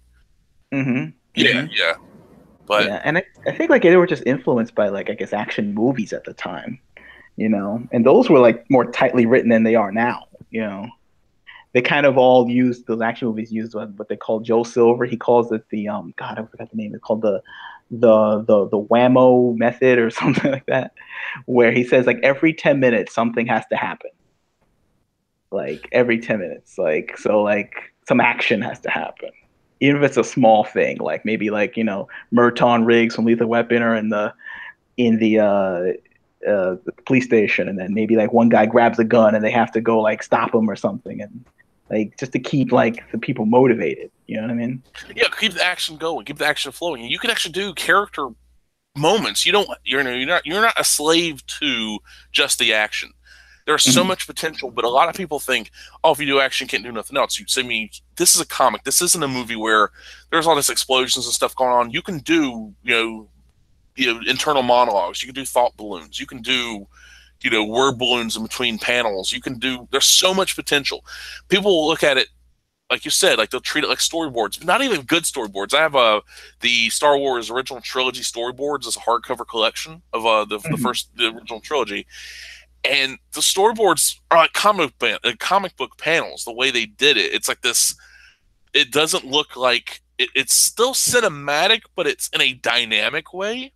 It's really Mm-hmm. weird. It's like this, especially the stuff on Hoth and there's the Return of the Jedi stuff as well. But Uh-huh. it doesn't look like this flat TV. Like the Marvel movies have no dynamicism to them. They would put like they'll tilt Thor, the first Thor movie. They did the Dutch angles. Every like shot's a Dutch angle. It's like to show like action and different. Like, no, it's boring. It's like so. Oh God, and it's from Kenneth Branagh, who should know better, but it's like. It's like he's just like, all right, I'm taking this money, I'm directing this film, Yeah. but I'm gonna make it look like Battlefield Earth. It So has the this is same like depth. 2000, like what, 2009 Kenneth Branagh, right? This isn't like. Yeah, it was like 2000, like 2010, 2011, so like that. Yeah. Yeah, it was like around that time. Yeah, Yeah, he was doing some interesting. It's like he had what he was doing like some Shakespeare stuff back when he started, right? He was a Shakespeare guy, and then he did like what, the Frankenstein movie. yeah, the Mary Shelley Frankenstein movie, which actually Yeah, it's not that bad, right? It's it, like I, okay. I I know a lot of people like the De Niro performance. I didn't. I wanted somebody that looked more imposing. Like De Yeah, Niro just looked like some just dude with like. I wanted somebody that looked more monstrous. yeah. Like okay, perfect, a perfect actor for it. Either Clancy Brown or Ron Perlman. Hmm. I mean, because both of those guys, people think, oh, like, oh, they're, they just do grumbly voice and everything like that. They have range. They have the ability to, like, Clancy Brown can make you care, and same thing with Ron Perlman. But you know, like they go into Nero because of the name value and Yeah, of everything like course. that. Yeah, that'll make your movie greenlit, man. Like, Which yeah. is unfortunate because, like, when he did that Rocky Bullwinkle, I guess they got that green lit too. Oh God, so much, Yeah. so poor, so bad. But it's like, but speaking of movies, another thing about like you had, do you remember Topps Comics from the '90s? Yeah, they did Mars Attacks, right? They did, yeah, they did the Mars Attack stuff, but they also did them really cool Jurassic Park comics. Oh, I never read those. Never read those. Oh, they were so good. Like they were like they did a movie adaptation and then they did like a like a sequel to the movie and everything like that in the comic form. And they were so cool. Like they were like this, you know, because you got to see it's a dinosaur comic, and really there was outside of like the Xenozoic stuff, which was earlier. Really, there were some with the Cadillacs and Dinosaurs cartoon. I knew there was some kind of resurgence a little bit in Hmm. comic form. I know they put some stuff out there, but Topps put out a lot of like movie related stuff, kind of like what not IDW, well IDW to a degree, but mainly what Dynamite does now, all the comic book, you know, stuff that's based off of, you know, intellectual property from movies and TV. And Yeah. Topps, they did the Lady High comics, which was, I picked up that horrible trade where it's like, oh, it's like, oh, this is great. It's like black and white, but they like photocopied the color pages, so everything's just, and they photocopied color pages black and white. Basically, that's the interior of this trade paperback for So was the Lady guy just like Rawhide. it was some guy just at the Kinkos or something, just Xeroxed Well, it? that's the thing. It's an official trade paperback. Came out through Image, and they didn't even. Oh, It's no like. There's no color. There was color in the at one time, but when the reproduction is like a black and white photocopy of a color page, so where if it's red, it's like almost like black, and you can't. There's like no detail. If it's a dark I get color, it's ugly. I did another video that's on my channel, but the Tops also did the they did the Bram Stoker's Dracula. Uh, you. they did that comic, which is Mignola illustrated, and it is fantastic. I think it was Marv Wolfman writing it as well. Oh wow, that's But awesome. you had a lot of these. You had a lot of these books that they had. They were comic book, you know, form of a film, but they didn't. You know, they took it more. They a very comic book approach to it. They did not just do the this is a flat, you know, one to one translation of the movie. They actually made something of it, and it's just so night and day difference compared to what they have nowadays. If you flip through these Star Wars books and stuff like that, you know, like there's no dynamicism to them. Not from me, because I was curious about one of them. It's like the Doctor Afra or something like that. Like I think it's like some kind of Dr. Aspirin. But it's so like boring looking. It's like there's nothing to this. There's like there's no hook, and Yeah, it's and such a it's like shame. it's like it's very screen cappy, right? They're like taking screen caps from the movies and just stuffing like the head on top of whatever body they drew. And, Yeah, um, exactly. Yeah, like they take like a Harrison Ford headshot and then just put it on a new body. You know, yeah, it's like why? Why did you do that? Or I could take a full screen cap and just redraw it. It's like just so blatant. There's no shame in these people, but like they don't have they like it's really sad to see that kind of stuff. And there's books like I wanted to get my hands on, and I guess you could blame, you know, some of that, you know, the extreme, the kind of the sexualization, a lot of '90s books, like you know, the titillation aspect of it, going for that yeah. teen market, but and also the gore factors. Two books I kind of always want to get my hands on. Always saw the covers, never got a chance to pick them up. One was the Lost in Space comics from the Mhm. '90s, and Yes. they were like those. Did you ever see those? The covers to those? No, they weren't based on the movies already. Were they? No, this is a pre the movie that came out in the '90s, pre that one. Which I didn't. I just I realized in the past, but I realized that Stephen Hopkins, who did Predator 2 and He Ghost in did. the Darkness, directed that Lost in Space movie, and it made me feel bad for him. Yeah, I'm sure. Yeah, I know. It was like I think that was the one that like took him out of Hollywood, at least making movies, I should say. Like kind of like put the damper on his career. I don't know if did Ghost of Darkness come out before or after that. Like, Before, actually, I think it was like 2 years before. I think because it was '96 for Ghost in the Darkness, so it was like after Batman Forever. mhm. Uh, and then you had '98 is like when Lost in Space came out.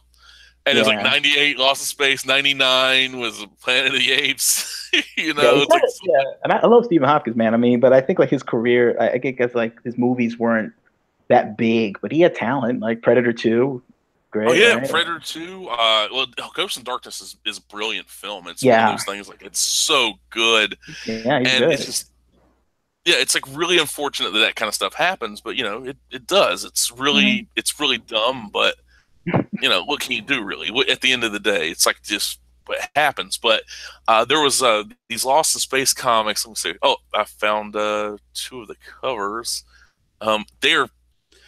They're from a company called Innovation, and I'd heard about this company previously. And the craziest thing, it's actually one of the writers, one of the people in charge of it. It's actually Bill Mooney, Will Oh Robinson. yeah, yeah. Uh, and these are the covers, dude. Take a look at this. This is really. I What mean, the heck? I feel like I need to call somebody. It's like some kind of crisis hotline. Because here's one of the other ones. That's supposed to be Penny Robinson on the cover, and like I was like, ain't she supposed to be like a teenager in the continuity of the show? Like that's This is really kind of odd. unfortunate. I try to figure, hold on, like this is like I don't know. Is this like some kind of like? I guess it's a painting. This is a painting. I think it might be. I'm not Or sure who some did like the covers. some ancient like The or actual ancient Photoshop. ancient photo. So well, they didn't have that. You've seen that digital, like first digital comic ever. Like that kind of like the Iron Man book or the Batman book. This is actually, let's see, issue 8. Is That's a good thing. Comics.org actually has like a lot. It's a database for all these old comic stuff. Mike Akamoto painting. Yeah. Who did the Matt Thompson interiors? Dude has written. What does it say? Oh, that's weird. Penny Robinson. Dear God, that's just disturbing, man. That is really disturbing. I mean, some of the other covers ain't much better, but it's like, oh God, oh no, is that a tentacle monster? Oh oh no, no. is that tentacle monster? Please tell me that's not a tentacle monster. We're loading, folks. Here we go. And are we getting tentacle monster?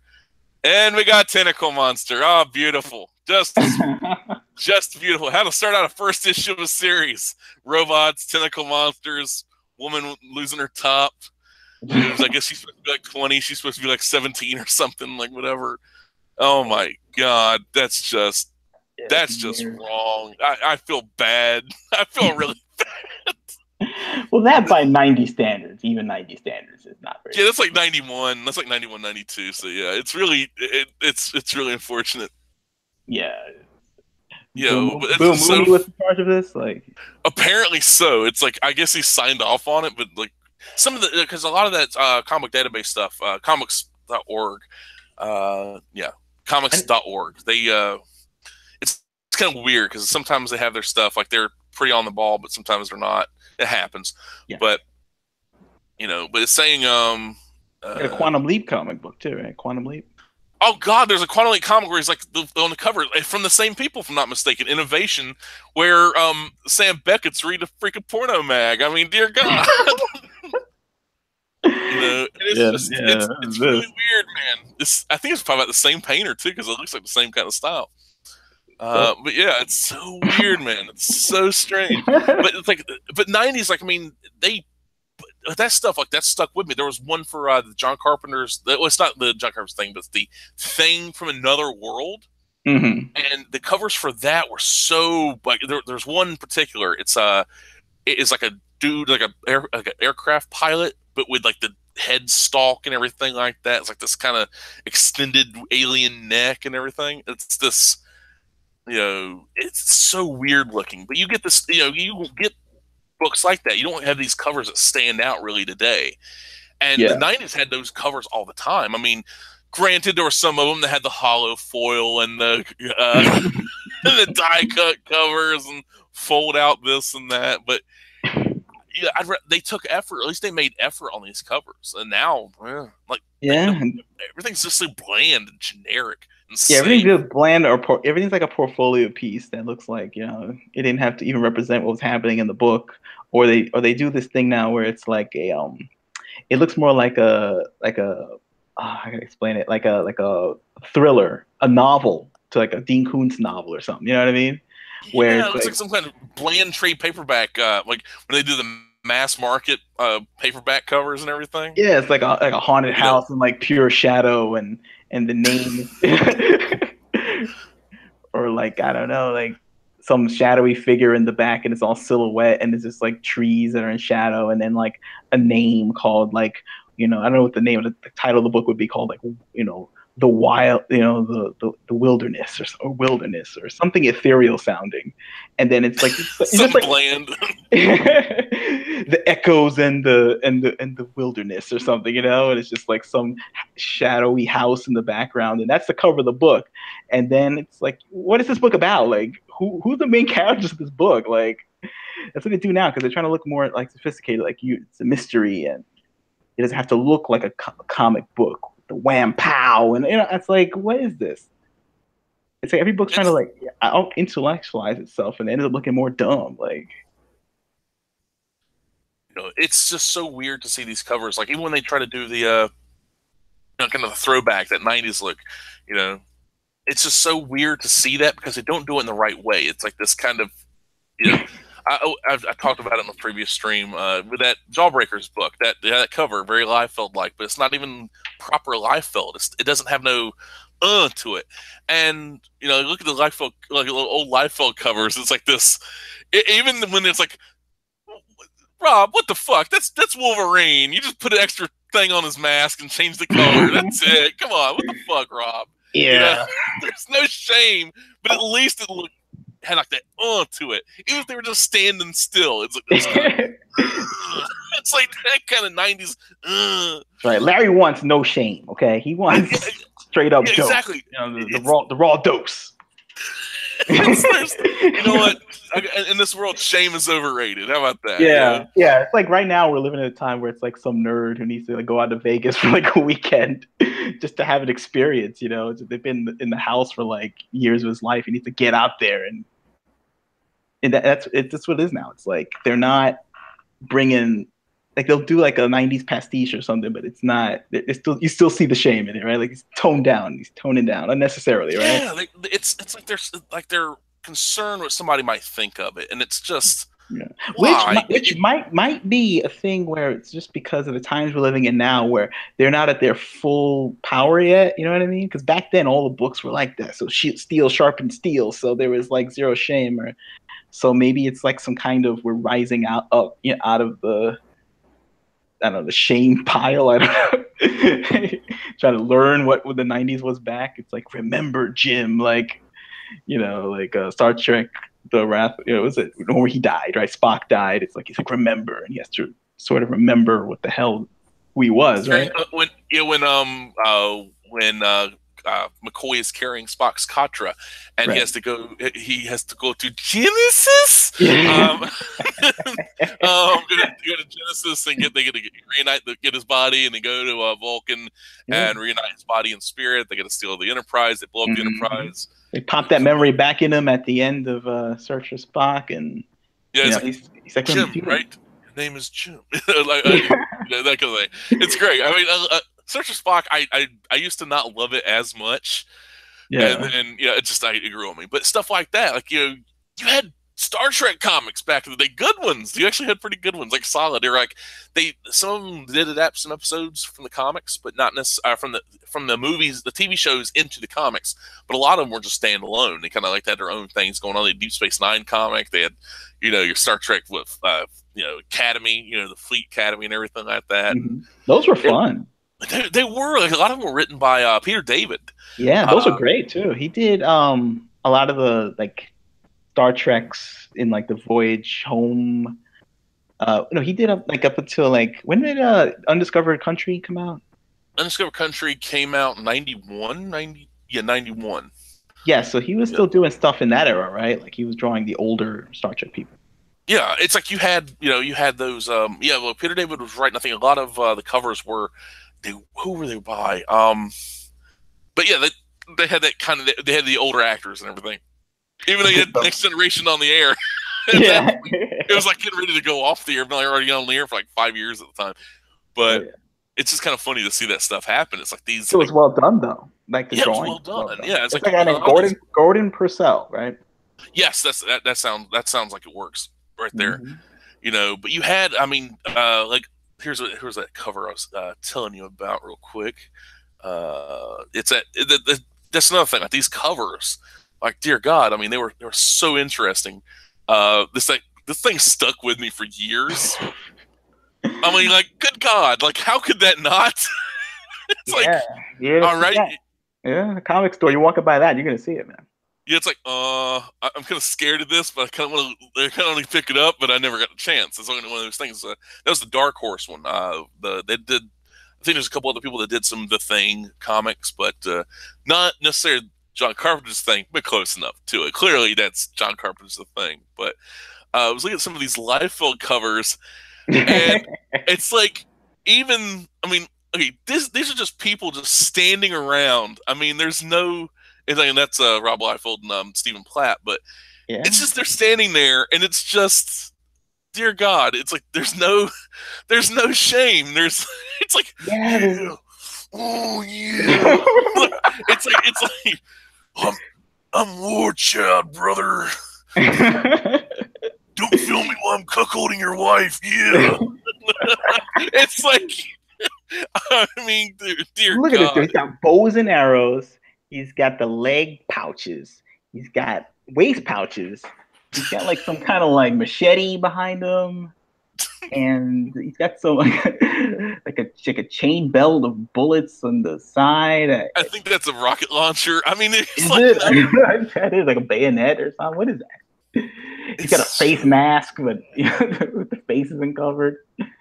but it stands out. It's like, Yeah. what in the hell am I looking at? You want to pick it up? It's like, This dude's ready for action. Like he's like 100% ready for action.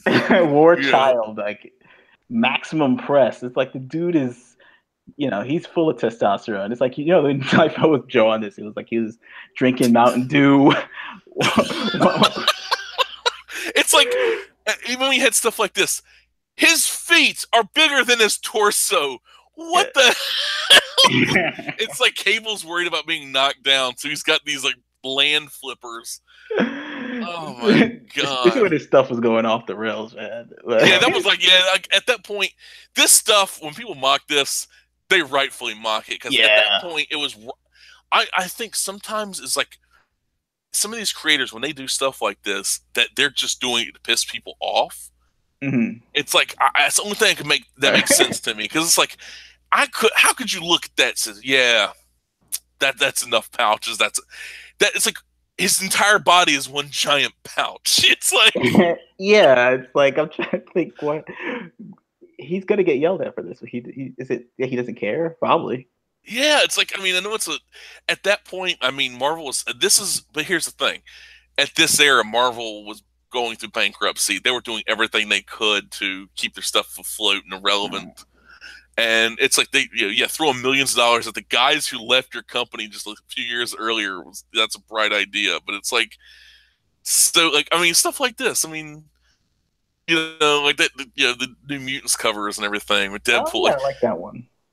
Yeah, it's like it's kind of cool. It's like this kind of little throwback stuff and everything. It's like throwback. It is a classic after all. But I remember picking this book up. I kind of feel bad I did now because nothing happens in it. It's but it was like this Cable issue 75 and everything, and it's just But yeah, stuff like that. I mean, there's sometimes you had stuff, but then you take what you can get, and at the time, I mean, like the stuff was standing out. I'm like, Blood Wolf. I mean, like, what?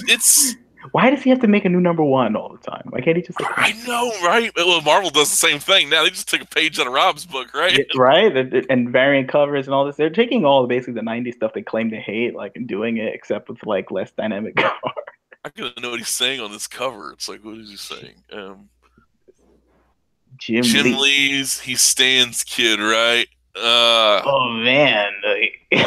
Oh God! Look at his hair. His hair is like a brush, like a painted brush. It's not a hairpiece. Oh God! Blood Wolf. Blood Wolf. Was he a pack of blood that was bitten by a radioactive werewolf or something? I mean, no, he's a Someone would pouch. find it. He was a Someone would pouch of find blood bitten it. by radioactive werewolf. Yeah. What is going on? Oh my god, this is so horrible. You know what's But funny? yeah, it's like, Yeah, go ahead. but yeah, it's like stuff like that. I mean, I'm laughing at it, but But you're it's not intrigued. passing me by. Yeah, right. Yeah. It's just, I gotta pay attention to it, and for good God, it's just one of these things. I wish more stuff I could pay attention to. Like it's like, Sure. and there's a lot of people like considering how much content there is out there, how much to make somebody stop and say, "Huh," is more important than it's got to be the most technically illustrated and technically written story. If you can't grab, you got to be a showman.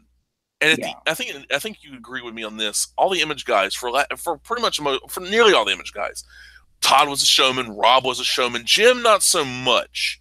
He's more that kind of he more reserved, but definitely Rob and Todd were showmen.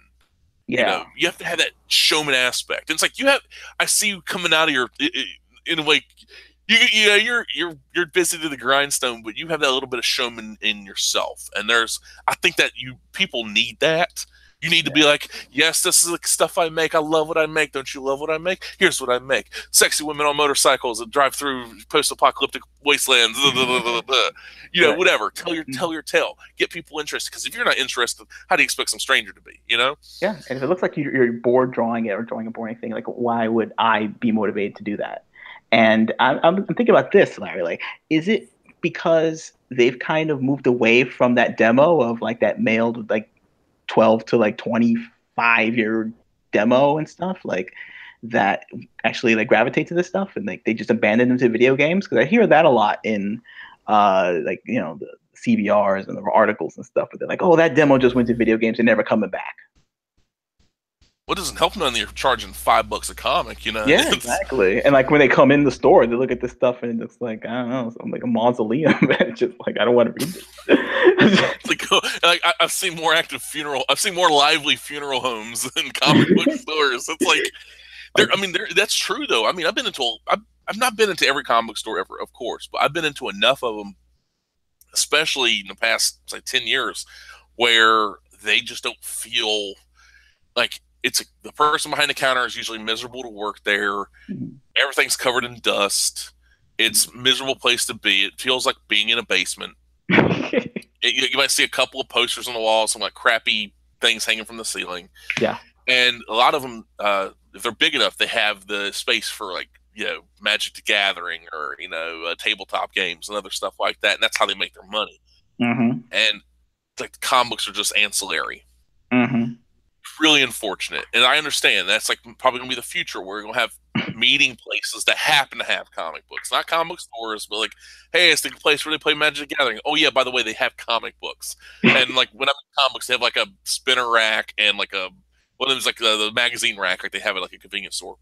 It's like a fraternal order thing. Yeah, it's a fraternal order of tabletop players or something.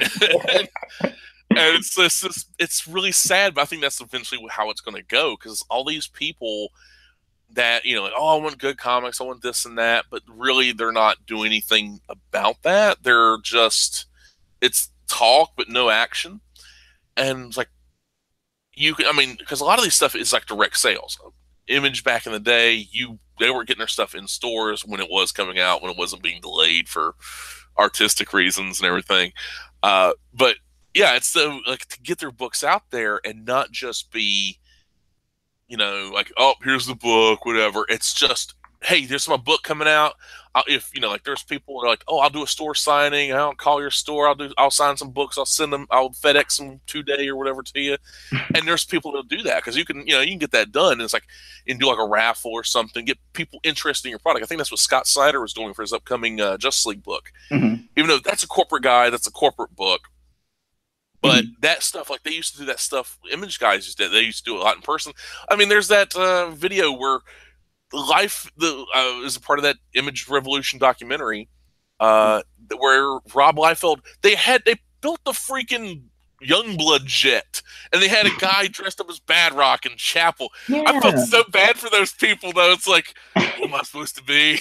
It's like they don't even know. It's like, and it's like I kind of wonder what happened to that stuff. I wonder if Rob's got that in his like garage, like Badrock's like sitting in the garage, like just like melted from the California heat.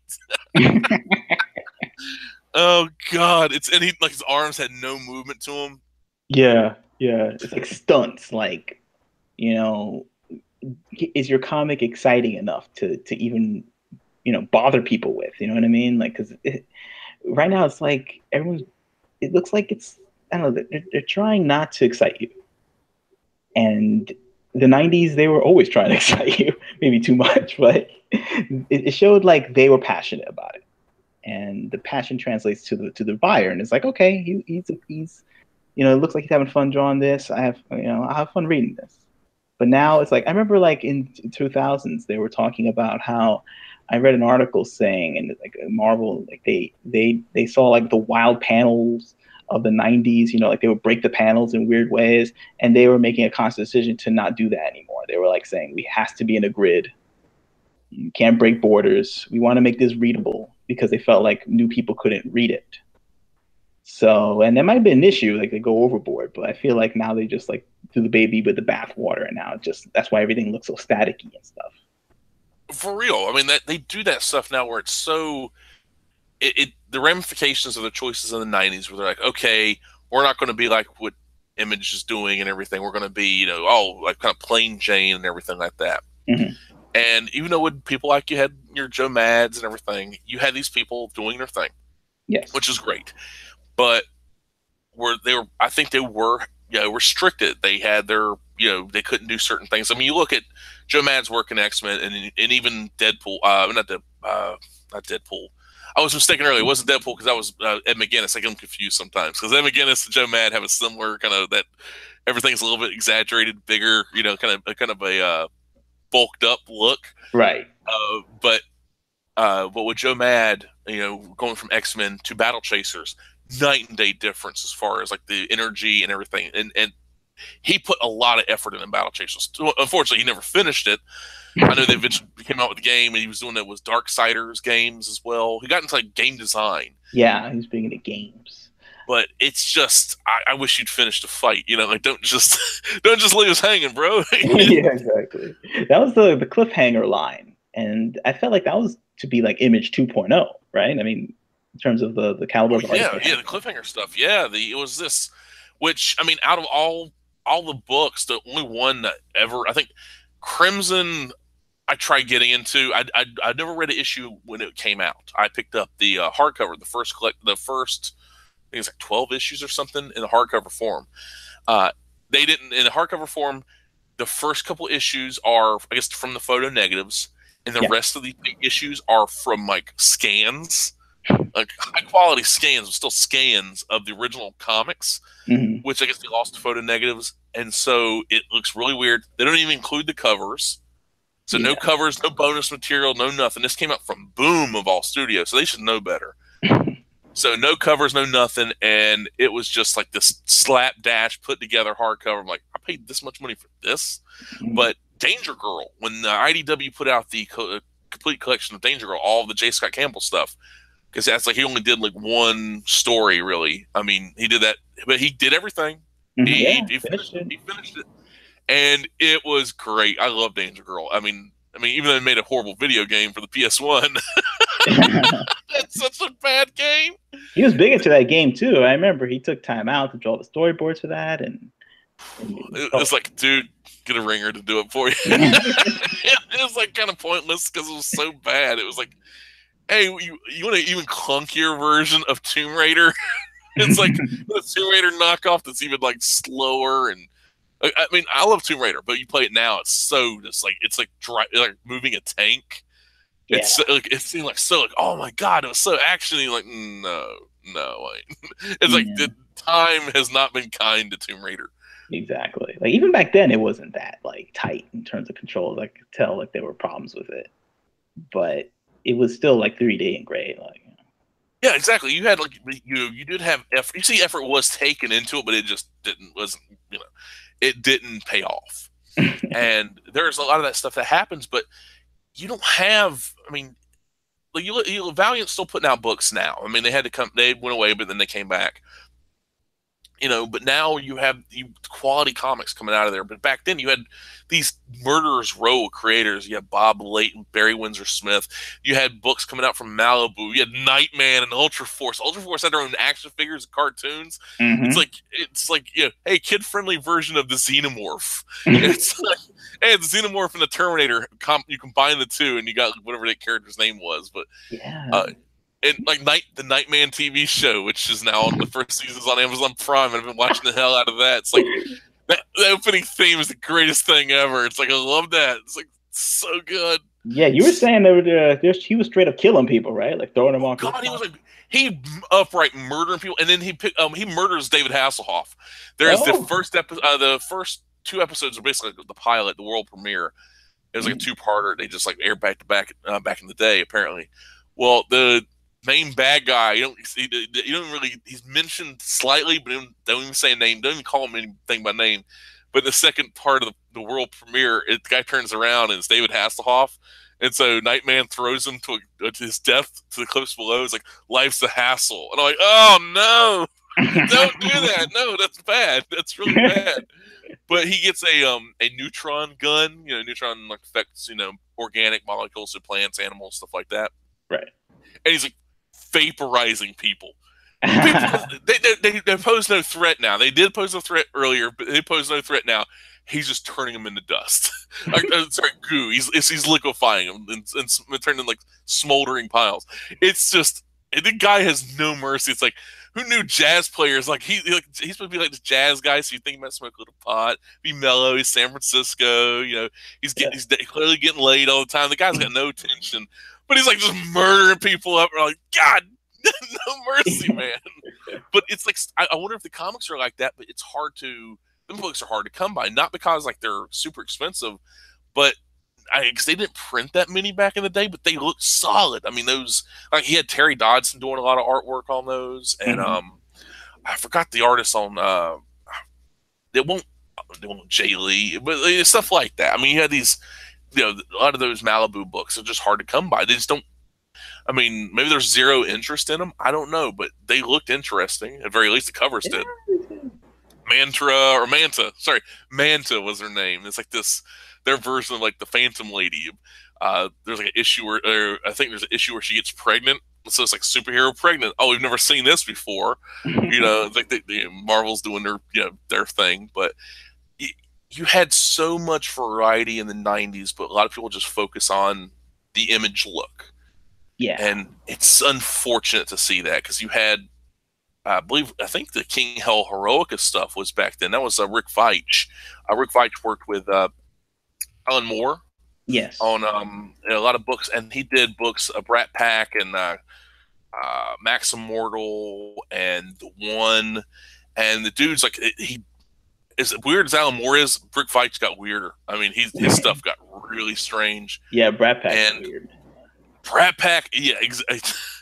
I mean, dear God, it was so freaking weird. It's like, let's see, when did Brat Pack come out?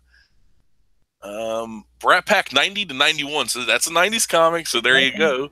Max Immortal 92 to 93. The One. Let's see. So yeah, it's like these books were coming out back in the day. These were not, Max Immortal was like it's a send up and like kind of a warning to like people that create comics. It's kind of the story of Jerry Siegel and Joe Shuster. Did you ever read Max Immortal? No. Well, it's like basically it's like the story of Superman, but with Jerry Siegel, Joe Shuster, and a nightmarish if Superboy or Super Baby was like ripping people apart, and it's really horrifying. It's really weird, strange. I recommend it. It's if you like weird books like that, and it's to see creators getting taken advantage of, and like to warn against that, because it's another thing. Like these are the 90s guys. They got they were being taken advantage of. Whether you agree with it or not, but to put that much effort into their work and not be compensated on that end as well. So, they're being paid for their art, but not for their art to be used in other, forms. Yeah, there was like a lot of there weren't much royalties going on. That was like took place I think later in the later 90s. But even It, then, it's still yeah, kind of pretty pathetic. I mean, like they're like what happened to Jim Starlin just last year. yeah, They threw him under the bus and like for that ongoing comic and like he was not being he was I think, compensated more for KG Beast used in Batman v Superman, Dawn of Justice than he was for Gamora and Drax and yeah. Thanos. Like that's wrong, man. That's really wrong. But if that's how it's like now, and he created a bunch of big characters, imagine just how it was for like the Image guys back in the early '90s. I mean, it's rough. Yeah, I But mean, it's imagine see the Gambit and all those guys. I mean, imagine if they didn't leave and start their own career and and they saw like their movie. They were sitting in some cafe drawing some comic book that, without all the, and like imagine if they weren't compensated, like made their own company and stuff. They just watch their stuff be made into TV shows and movies, and then they get none of it. Like, and it'd be weird. Like, it would like them just being content with not making any extra like oh I keep creating even though I'm getting no compensation for it. yeah, like I kind of wish that the launch of Image would have been more rock solid. I'm sure they do too. Like, because that would have been great for the business. Like with Rob Liefeld and Youngblood. Like, I wish he wouldn't have made all those spin-offs. Like, by the time Youngblood 1 came out, he was already doing Brigade and Bloodstrike and all this other stuff. He couldn't stop himself. He's like every idea. He's like, oh, I'm in a shower. Oh, great, good new idea. Let me go ahead and do it. Write this down and put that out there. Yeah, he wanted like an instant universe. Like, he didn't want to do origin stories or anything. He just have like all these comics, and it's just like that's a bad part of the biz. It wasn't. Frankly, if you would have just kept doing Youngblood 1, 2, 3, 4, 5, and just stuck to like one book, I think it would have been great for the biz. Like, I think even though like people can complain about the writing style and the writing wasn't great, but and it wasn't good, but at least if it was just consistent and put out there in the store and kids kept buying it until they felt like they outgrown it or they didn't want to, it'd be great for the biz. Like, but I really think that'd be the case as well because I mean you have to have you have to have some kind of structure. And I understand a lot of those Zero issues they did it's basically the origin story. Like that's how Wildcats, like the Wildcat Zero is kind of takes place before issue 1. It kind of sets things up. It's like we don't get backstory. We don't got time for that. And it's basically what it is. And it's like that kind of stuff happens. And you know what? You don't really need it, but if you want it, it's there. Mm-hmm. And it was also illustrated by somebody. It was illustrated by Brett Booth, Wildcats issue 0, instead of Jim Lee. So it gave him a month break to catch up on some stuff, which works fine. But I don't mind that stuff. It's like it is an origin story, and technically it's a prequel, but it's not an egregious one. It isn't like where there's there's zero stakes. No, it's just like an explanation. It's kind of like it's nice to see. Is it necessary? No, but where a lot of these stuff is like, oh, it's a prequel story, so we're going to build a mini series upon this. It's like, okay, explain some stuff, and maybe it could set some stuff up for the future. Like, I don't mind that too much, but don't act like it's the biggest game-changing thing ever because if you do that, we know like nothing bad's going to happen. If you show this character, nothing bad's going to happen in the prequel because unless you really pull a switch, it's like something does happen. It turns out the guy you've been rooting for turns out to be like some kind of imposter or something. Like, right. That would be kind of cheap. Because it's like then if you only read in the main books and like you're reading it, it's like, oh my god, he's really the bad guy. What? Where did this come from? And if you didn't read the prequel, kind of little prequel comic or whatever, but that kind of stuff's fine. But there's no effort going into a lot of these books and everything as far as it's when they do that world. Like I complained earlier today about the whole world building thing and the onset of Wildcats, they throw you into it's like Russia at 1980, and Void shows up and there's time displacement, and then you see Lord Imp and he's homeless, he's getting kicked around on the street and he gets cleaned up and he's running a business and it's like he's literally slumming it. The dude's slumming it, But it's that kind of stuff is like they throw you into the story. Now not so much. They have to hold your hand and guide you in, and it's just like it's boring. It's like, please stop that. Yeah, it's boring. It's like they just they gotta do all this world building and And the world building stuff is weird too, like nowadays, because it's sort of like they think that that's interesting, or like that's the hook of the book, and not the people, not the actions of what they do. Like in a movie, they just toss you in. Yeah, exactly. You don't if you have to be explained like when you do those like okay, like the text crawls, it can work. Like you could do like Star Wars sets you up with a text crawl with a scroll, Mm. and then Blade Runner does something similar, explains what replicants are. Because if you like, and a replicant does this kind of thing, and it's it's a slave robot for all four colonies, and some of them like to rebel when they come to Earth. Like doing the I'm Harrison Ford, and I really don't want to be here right now. It's that kind of voice. It's like replicant, they call them skin jobs, like whatever, and you can get away with that to a degree. Yeah. But a lot of these books is like, nearly the entire issue is nothing but world building, slow. It's plotting, and at the end of the day, unless the characters matter, the plot matters, then the world, you got to have a world to be in. But you don't have to just lay out the world. This is the world. You got to know the world before you can care about the characters or care about the story. It's like I don't believe in that whole. It's not about the destination. It's about the journey stuff. It's that J.J. Abrams, Damon Lindelof, all that crap. Oh yeah. I want the journey to be interesting. I want the journey to be interesting. I want the destination to be interesting. I want to be entertained. I want to have resolution. Because it doesn't matter how it ends.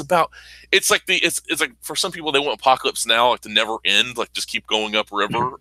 Sure. It's like no, it's got to end, and like Apocalypse Now has a really good ending, and I like both versions. I like the theatrical and I like the Redux, but a lot of the time I watch the theatrical. I used to watch the Redux a lot, and then I moved back over to watching the theatrical. Mm-hmm. Yes, there's a journey, but it actually has a resolution.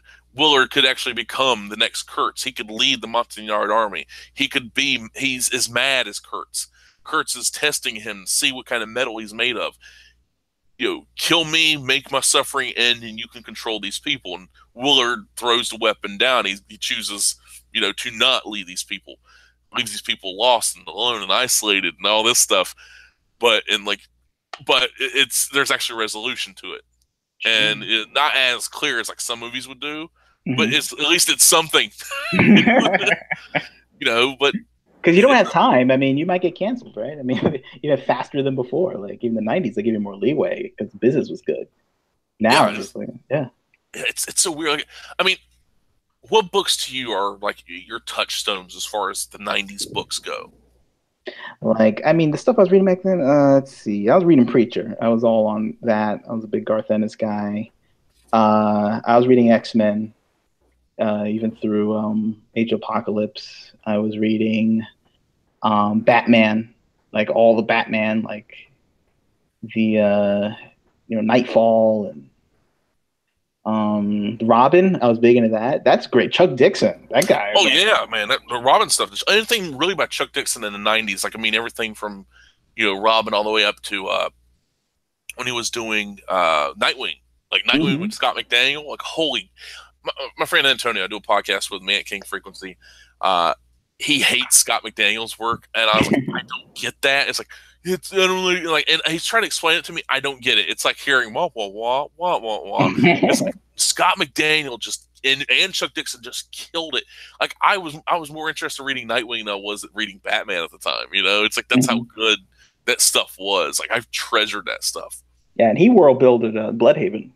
Oh hell yeah! It's like and it made you. And then what did DC go and do? They go and bomb it, with a chemo, the big explosion. They just bomb it into oblivion.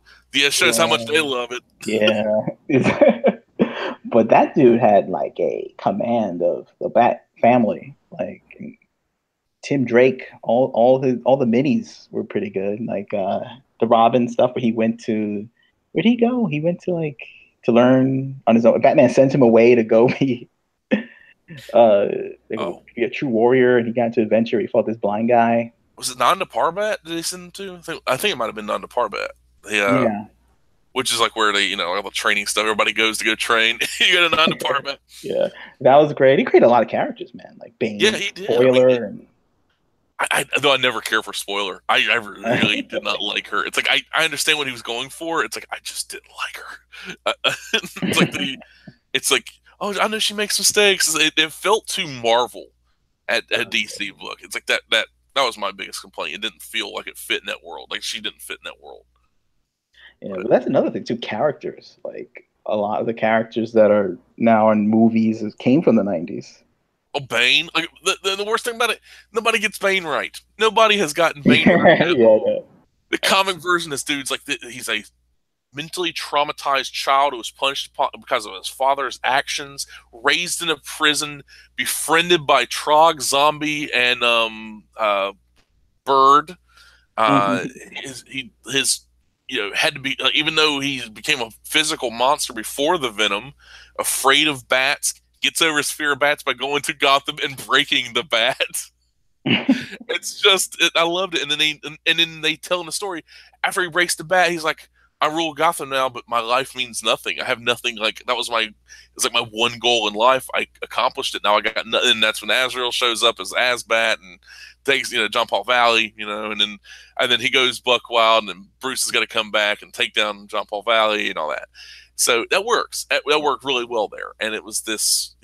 I Everybody looks at Bane as like, oh, this big, strong, muscle dude, whatever. But it's like, no, there's more to it than that. Chuck Dixon gave him more to it. Yeah. That was a great issue too. That Nightfall. Oh, it was. Oh yeah, God, it was. Going like, and then Bruce is like, oh no, and he's like, he runs into, he's scared. He runs into the cave.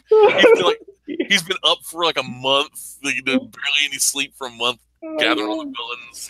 The escape because Bane took a rocket launcher and blew up Arkham Asylum's and let all the crazies out, and Batman's been gathering them up. It was so badass, man. And then they had John Paul Valley, this dude dressed up as Batman, and he like took out Bane. It was really awesome. Like he had that thing with the arm shooter where he shot out those the bat claws or whatever. It was so bad. It was so bad, and in a way, a good way, because it's so memorable. Like there's bad comic when people are like, oh, that's a bad comic. It's like, but you won't remember it. Like they're books, like you go by and like, oh, that's you come across, you don't remember them. You have to be like, somebody has to like, oh, you remember that, and like, oh yeah. But then, like, you remember stuff like the angular John Paul Valley Batman costume. Yeah, like I remember him like making the thing, the arm shooter. He's making stuff, and he had a leg pouch. He had like he had a leg pouch on like one leg, not even both legs. It's like, I don't know. All these guys are doing this pseudo commentary of like all the image guys. But they were still doing it. I pointed that out earlier. It's like, stupid. Like this guy hasn't. Like you still did it though. It's like, it's like, see how bad this comic book is. You shouldn't buy it, but you bought it. Why'd you buy it? Exactly. I had to warn you about it. It's like, yeah, but you still did it. You're part of the problem, man. It's like, exactly. It's like somebody buying up. Like it's, like. Yeah, this alcohol is not good for you, but you still drink. It's like whatever. It's like, come on, dude. Lecturing you while still doing it at the same time. It's like, see, this is a bad comic. You shouldn't read it. That's what we were talking about the last podcast with like they do the variant covers and it's like Jason Campbell or German. It's like he's like, don't be sexualized, kids, but we need this to sell you some covers. Like, don't do it, but doing it. And I'm just like, embrace it, embrace the juvenility, embrace make it the main cover, and make it the main cover. At that point, it's this. If you're going to do it, make the cover actually have reflection of the interior story. I mean, that's one thing. I will say that about the Image comics. There are a lot of them that did not. The covers did not reflect the interior story. Nope. Some of the some of the McFarlane covers did for Spawn. Yeah. Then you had like especially the Angela issue and the one with Cerberus and a couple of books, not a whole bunch, but enough that I remember. The Savage Dragon books to a degree had something to actually reference the interior story, but a lot of it was just pinups and like poster designs slapped on the cover. It was just bad. It was like badly done, but that's something that's been like that for really since the 80s. I mean, that's something that kind of died off in the 80s, but the comics, but at least now that we can take the best of every decade, whether it be the 90s, like I really don't see the 2000s didn't bring much of a benefit. They more decompression, deconstruction. Mm. I mean, dear God, I'm looking at one of the covers. This Wizard from 2006, August 2006. New Avengers disassembled. Brian Bendis on the new team. The return of Hawkeye and the character he'd love to kill. And I'm like, yeah, that sums up everything. That sums up everything. It's like, and then you got Superman Returns advertised on the cover. I'm like, oh no, yikes! Oh my God, it's just, and That's it's like perfect too. That's a perfect like metaphor for the time. It's just it is. It's like let's see and here's the crazy thing: Wizard had variant covers. They had the Brandon Routh photo cover, ugh. and then they had the Michael Turner the Trinity, Batman, Superman, and Wonder Woman, and it's just who will join. Brad Meltzer builds the perfect Justice League plus 5 guys who don't have a shot. And it's just this like, it's so of its time. I mean, this is 12 years ago at this point. Yeah. I mean, with this, it's just they're still doing it. And they're still doing it. But the one of the saddest things I'm scrolling through here is like the Canadian National Comic Book Expo 2006 is like guest of honor Jim Lee also appearing. And out of these 6 people, 3 of them are dead. It's like William Shatner, Leonard Nimoy dead. Carrie Fisher dead. Alice Cooper still kicking. Yeah. Billy Boyd from Lord of the Rings, who's done nothing. Nobody cares. Nobody knows who Billy Boyd is. And then Vern Troyer dead. Like they're all like half the people on that list are dead, or like one of them is like who cares? Like who? Yeah, like, seriously. Vern Troyer, man, R.I.P. to a real one, man. Oh man, it's so funny though. It's like just so. To look back, I'm not saying Vern Troyer's death is funny. I'm saying look back in the past is funny because even back then, that's like, you talk 12 years ago, more, and then, the 10 years before that, you had that other Wizard book. You had the cover stories about the Heroes Are Born books. Yeah. Which, that right there, I will say that was a mistake. What? The Heroes Are Born? Yeah. Because here's the thing, they didn't even stick to the books. Like the first, they only did Rob did like the first six issues. Jim did about the first 6, and like Willis Portacio, I think, did like the first 6 art because he did Iron Man. Mm-hmm. But the rest of them had like a bunch of the people come in, and some of it was like ringers, like Chap Yep and everything like that. But they had like Tom Rainey and stuff like people like that come on, and then like Chuck Dixon and like take over writing. It's like, what? It's like at that point, it's like, what were you doing? And then like Jim Lee's like, yeah, they wanted us to take over and do more. They want to keep Heroes Are Born going, but they wanted me to draw more, and I said no to that. And then it's like 96, 97. Then he got, because it was like 13 issues. That's how long the Heroes Born books went. The 13th issue was called World War III. Each one of like World War III parts 1 through 4, and that was like crossover with the Wildstorm characters, like some of the other Image books. Yeah. And then Jim Lee, like less than 2 years later, goes and says, "Oh, I wanted to sell off Wildstorm so I can get back to making art." And I'm like, dude, you won't even do it for millions of dollars, and they're backing the money truck up to you. Like, I think you just wanted to sell out and just cash it in, man. Like, what the hell? Yeah, it's so weird. Like to make, I guess, I don't know, money. So much money, you don't do anything. I don't know. But he was like, I mean, and like, what are you going to do? Fire Jim Lee from the company for being slow? So it's like, I mean, is there any and I guess in closing, so we've gone about 2.5 hours at this point. Yeah. But is there anything like, like other than like, you've talked in the past about like speed lines and certain stuff along those lines, stuff that, like you can utilize it without overdoing it. Sure. Like, is there any other thing you could think of like you would want to utilize from the 90s? Well, it don't have to be just one thing. It'd be like a couple, but like stuff like you don't see used these days that you think should be.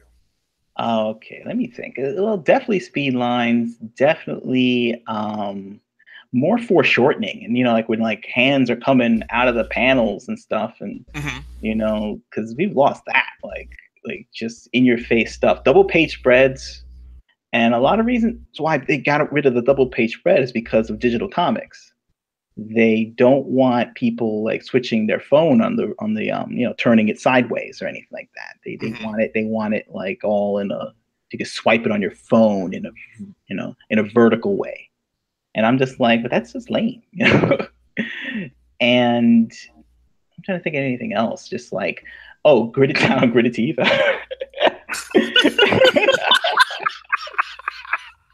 Oh God, where you're not even drawing individual teeth, you're just drawing little T's where the teeth kind of intersect. Yeah, people are mad, you know. You got to show aggression, but it's like you see comics now, they just have like a generic face, no expression, you know.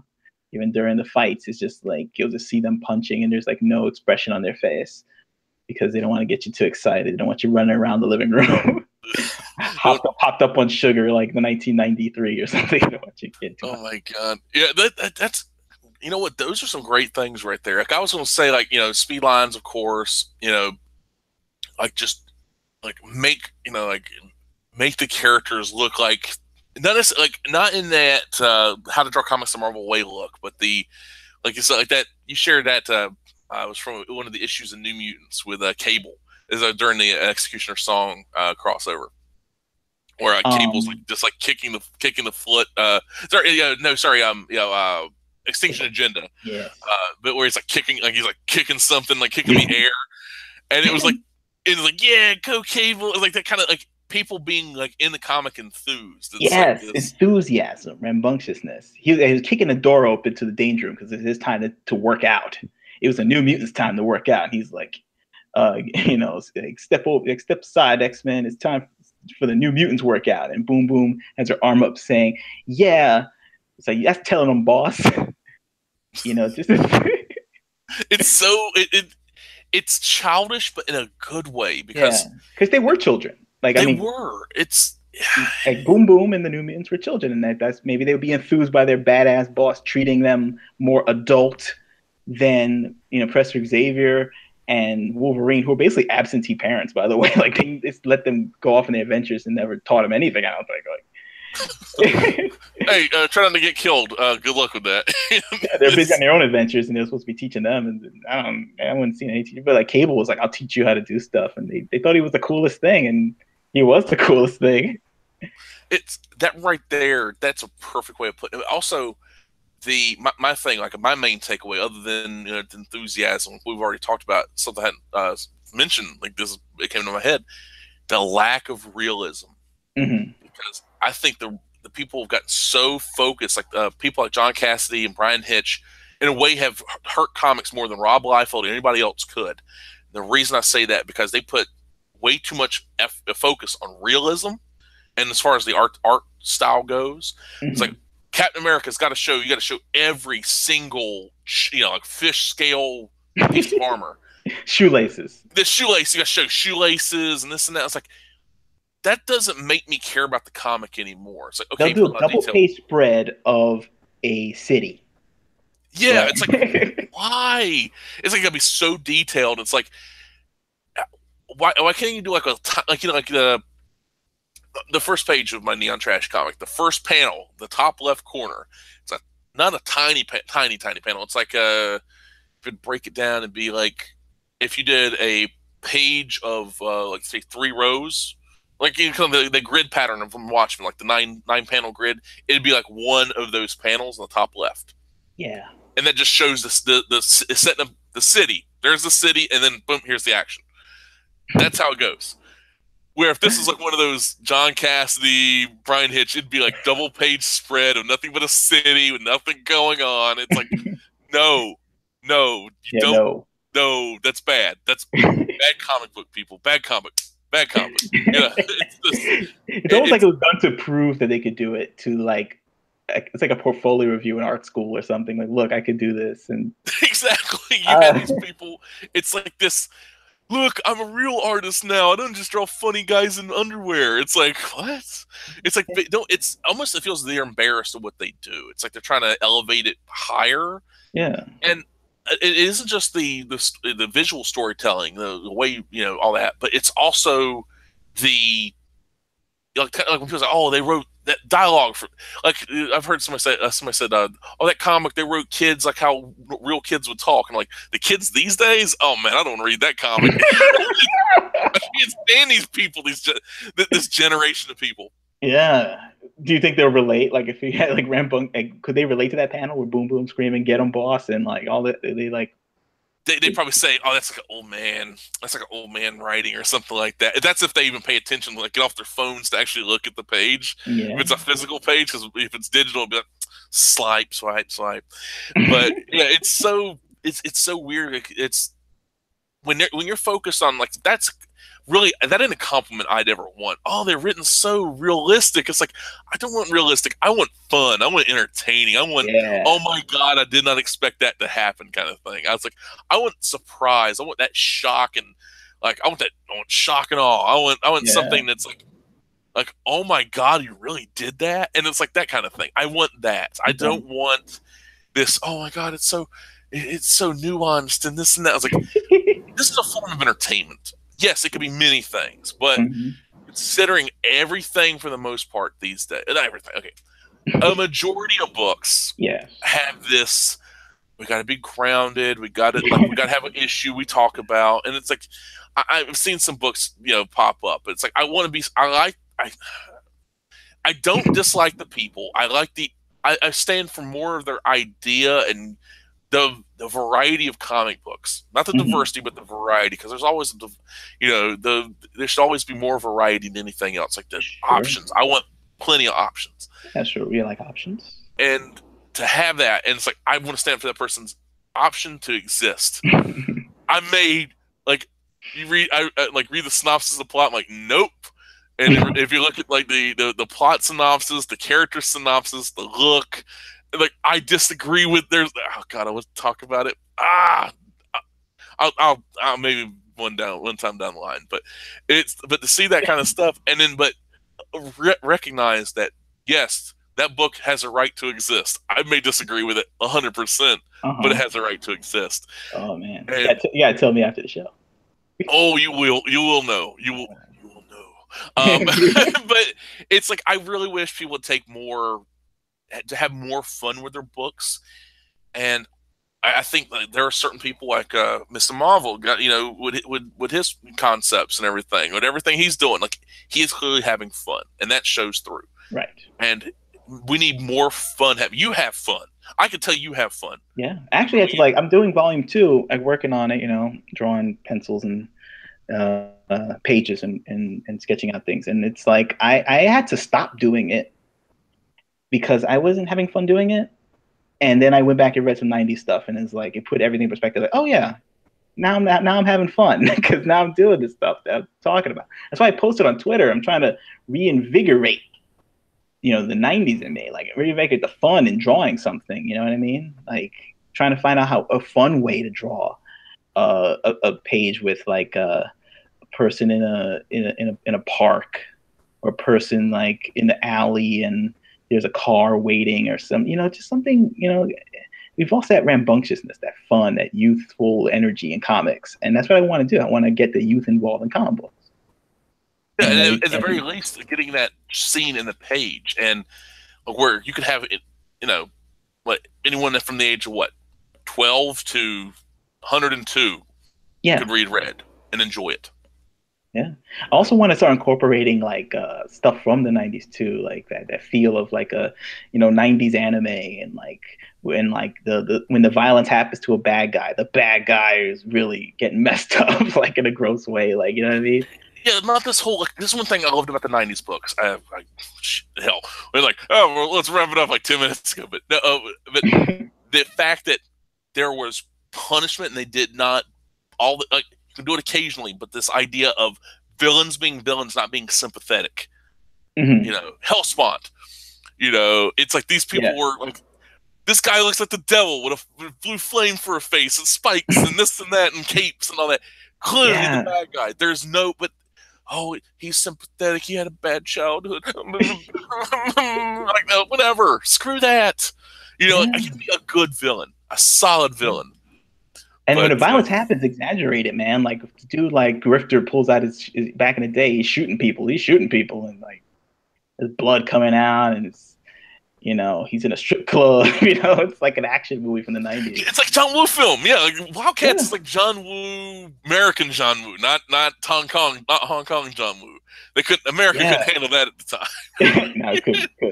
They couldn't handle the slow mo. Like, I mean, what if somebody were doing like, I mean, really comics like inspired the whole slow mo stuff and like the Matrix and everything. I mean, those guys like the Wachowskis when they were the brothers Wachowski, now they're the sisters Wachowski, which is insane. It's like People change, Larry. People people change. change. That's a little People too much change. change for my liking. It might come back and surprise you. You know, I tell But you what, though, that they're gonna make new Matrixes and stuff, and I'm just like, I can't, like, nah, that's just it. I can't abide by. They had their time. Matrix. I mean, they're not making it. Like the Wachowskis Well, are not that's what I'm making it. saying. They had Other their people time are as far making as like the Matrix movies. They had their time, but it's like at this point, there's nothing they could add to it. They would just be rehashing everything. It's just there's no point unless they were going to do like a movie version of Second Renaissance. You know, with it. the machines, with the rise of the machines and everything. I'd actually, Yeah. even though that'd be a prequel, I'd be interested in see, like kind of like the first, like before Morpheus, before Neo, before all that stuff, like the first one, like that first chosen one and everything like that, and then Yeah. the founding of Zion. Maybe I might could be, even though that's a prequel, or like a reinterpretation of it, I could maybe be interested in that. But Hey, at least the Wachowskis are like making original content. You know, they didn't just like do Marvel movies or. yeah, well, original to a degree because they just said, "Hey, I like the Invisibles" by Grant Morrison, another great '90s comic, and they said, Yeah, "Let's do that," and exactly. then like. Then there was like a lawsuit involved and everything. Grant Morrison, It's like everyone's suing them. Like there was like some lady who said some old lady said that she stole his book or something. And I think oh it wasn't God, even like a yeah. it's so like I mean they were handing out. They said they handed out like copies of like Sandman because there's Morpheus and Sandman and everything, and it's like they were like no shame. They had no shame. It's like they handed out copies of Invisibles and Sandman and a couple other things, and it's like. Yeah. And then, like, that worked out real well for him. It's like somebody, you blabbed, Quaid, you blabbed about Mars. and that's why he went, like, I used to think that the Revolutions and Reloaded were not that good. Now I like them more than the first Matrix. Because the first Matrix is like, it's like, the first Matrix is shot from Blade Runner, shot from this, shot from that. Hey, that's from that comic, that's from this comic, that's from that. Nothing original, nothing original, nothing original. Reloaded, Reloaded Revolution says like, okay, that's from Ghost in the Shell, that's from this, that's from that. But still, it's like mechs, and it's got Monica Bellucci, and I can't say no to Monica Bellucci. I'm sorry, I can't. Yeah. God bless Monica Bellucci. Yeah, but but I'm telling you, but the at least the Matrix when they were you say they're ripping stuff off, it's like at least it was cool things they're ripping off, like John Woo and anime. Like at least if you're gonna take cool stuff, take cool stuff. I don't know what's influencing people now. Like, oh God, they're being influenced by like trash comics from like 10 years ago that weren't that good to begin with. It's like it's like if you're gonna regurgitate something interesting. It's like the Wachowski said, "Hey, I really like Ghost in the Shell and Blade Runner. Let me just regurgitate that," and they did so in a good way. Hey, I really like Dark City. Let's just rip that off whole cloth. Sure, do it, man. Hey, whatever. I like Dark City. I'll watch it. Like all those goofy Mad Max ripoffs and stuff. I'll watch them. Texas Gladiators 2020 or whatever. Yeah, like that. It's like these.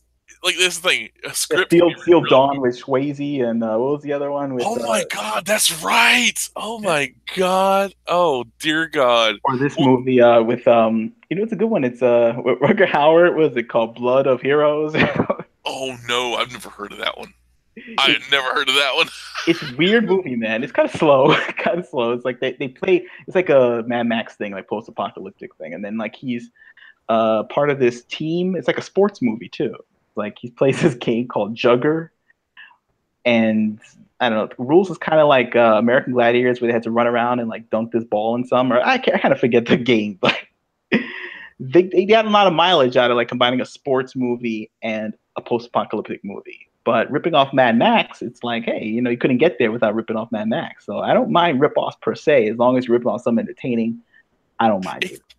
exactly. You have to have, you have to have something going on. You have to have, add something to it. Can't just be. You can do a pure ripoff, but it's like boring. Like, Mhm. there's a movie I love it because it's so bad called Never Too Young to Die. John Stamos, Vanity, Gene Simmons. Yeah, I've heard of it. Yeah, I've heard Oh God, it's like sometimes they'll show up on YouTube the whole film, Mhm. and it's like half of it is Road Warrior, the other half is like Living Daylights or whatever. It's just it's like somebody said, "Hey, I like a James Bond film, like James Bond Jr." Because there's a guy named Lance Stargrove, which is John Stamos, and his father's played by oh damn it, On Her Majesty's Secret Service, James Bond, the Australian James Bond. Oh God, hold on, it's killing me. It's killing me. Um, It's a uh, James Bond actor you're talking about? yeah, it's George on Lazenby? Lazenby? He's a... Lazenby. Yes, George Oh, Lazenby. oh, That's it. okay. Yeah. Yeah, Lazenby. Yeah, like so, like he actually plays Stargrove's father, and Mhm. it's so it. Gene Simmons is in it. Plays a transvestite named Velvet von Ragnar.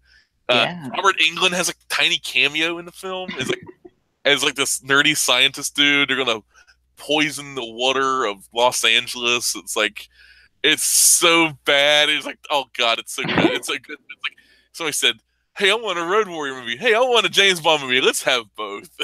and it has these songs in there. It's like there's a bad guy named Pyramid, not Pyramid Head, but the dude's like this. He looks like a Rob Liefeld creation. He's like 6'5". He's got mohawk. He's like, what's the android from Dragon Ball Z, the one with the mohawk with the green shoulder pads and everything, the red hair. Oh, Um, well, I know you're talking about. not I know you're talking about. 21 or no, 2019. It's something like that. It's like he's Yeah. one of the android with the mohawk. That's what the guy looks like. He's black dude. He's got the black mohawk. Kind of like that really. And he takes off a helmet. He steals this like super bike, and takes off a helmet and he goes, "Arr!" And then smashes the helmet and then drives off. It's like no, it makes no sense. It's like Yeah. okay, Why do they make a comic book like that?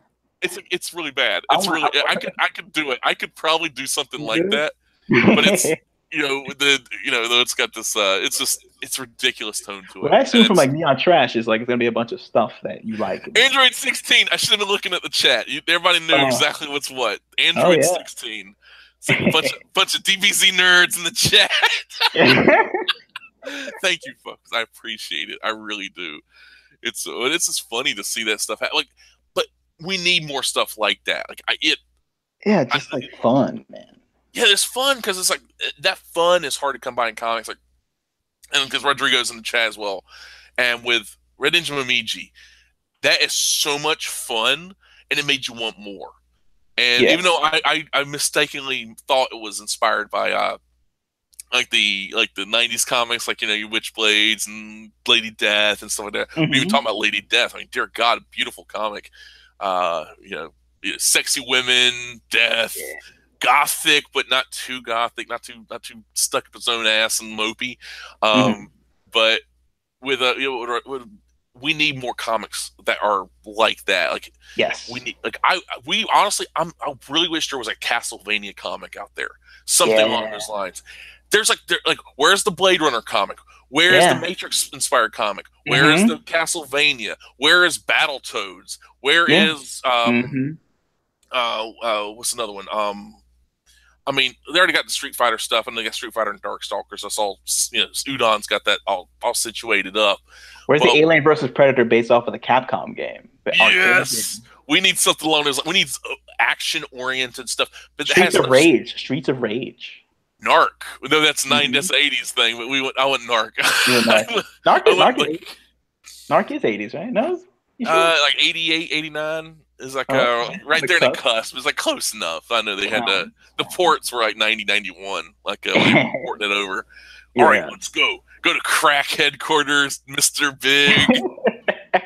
As I talk about me and my friend, where it's like, look, they should just make comic books based off of old 90s video games concepts. Oh my god, that So your 1990X shit went down, like, like, yeah, I would kill for a Snatcher comic, yeah, something dude. like that. Like, Oh my not God. necessarily Snatcher straight up, but basically Snatcher. You Yes. know, that right there is like oh god, And, like and, and you can't get the rights to the things, but you could do your version of those things, that's right? and honestly, I'd rather have that version of it. It's like Evangelion is a send up to all the old like it's like the Godzilla stuff and like the Super Sentai and everything like that, but it's in Hmm. such a messed up way. And Yeah. it's like you can do stuff like that. You can do comic versions of hey, it's clearly this, but it's my interpretation of it. And because each person's interpretation is going to be different, unless you're going to just do straight up, it's like that, but just a little bit changed, which is kind of Hmm. boring.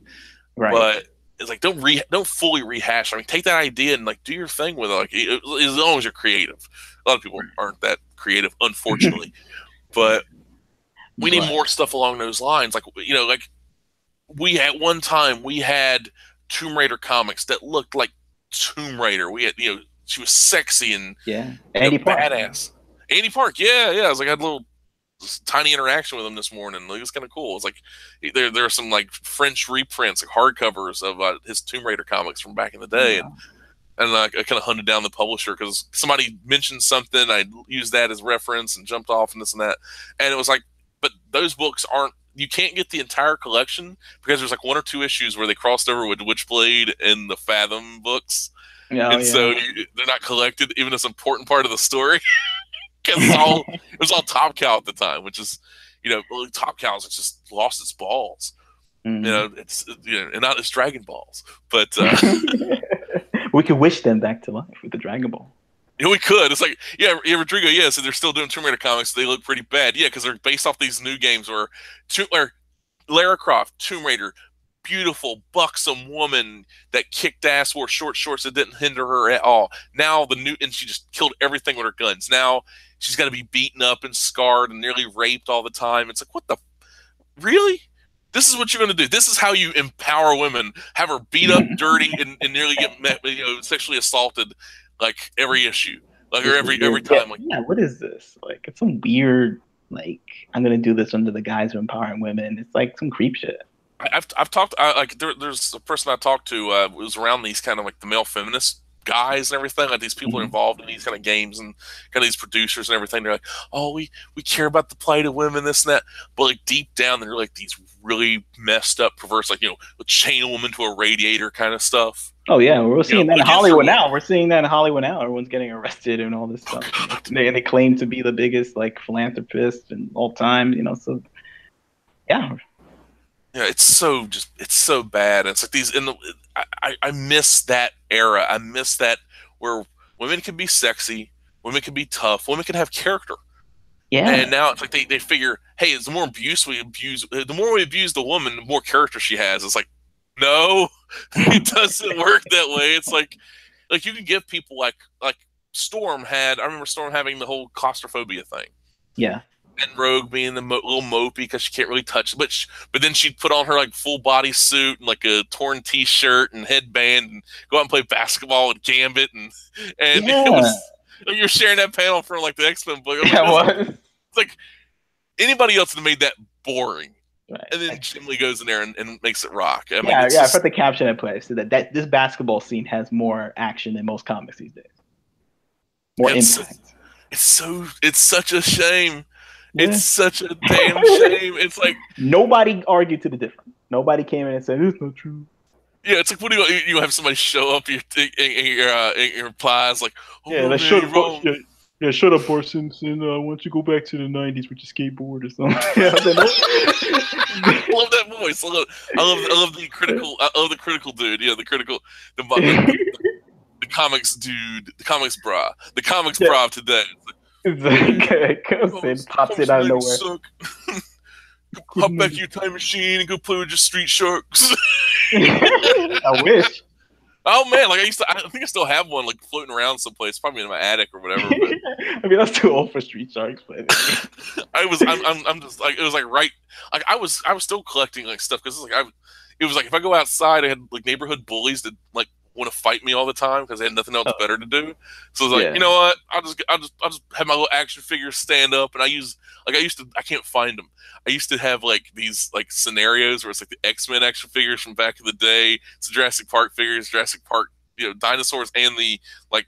I had like Alan Grant, and it was like Street Shark, and it was like my head. It was like it was this crossover, like the Street Sharks and Mutants. It was like this kind of thing, all hanging out, and like the Teenage Ninja Turtles. It's like mutant party or whatever. It's like mutant party at my house. Oh yeah, it's like I remember that stuff. It's like now, I mean, you can make toys via like 3D print. You 3D print stuff, but it's just it's not the same. You won't have that blister card packaging. You won't have that. Like they used to include sometimes they include like comics and stuff in the book and everything. Like, oh God, I kind of miss that.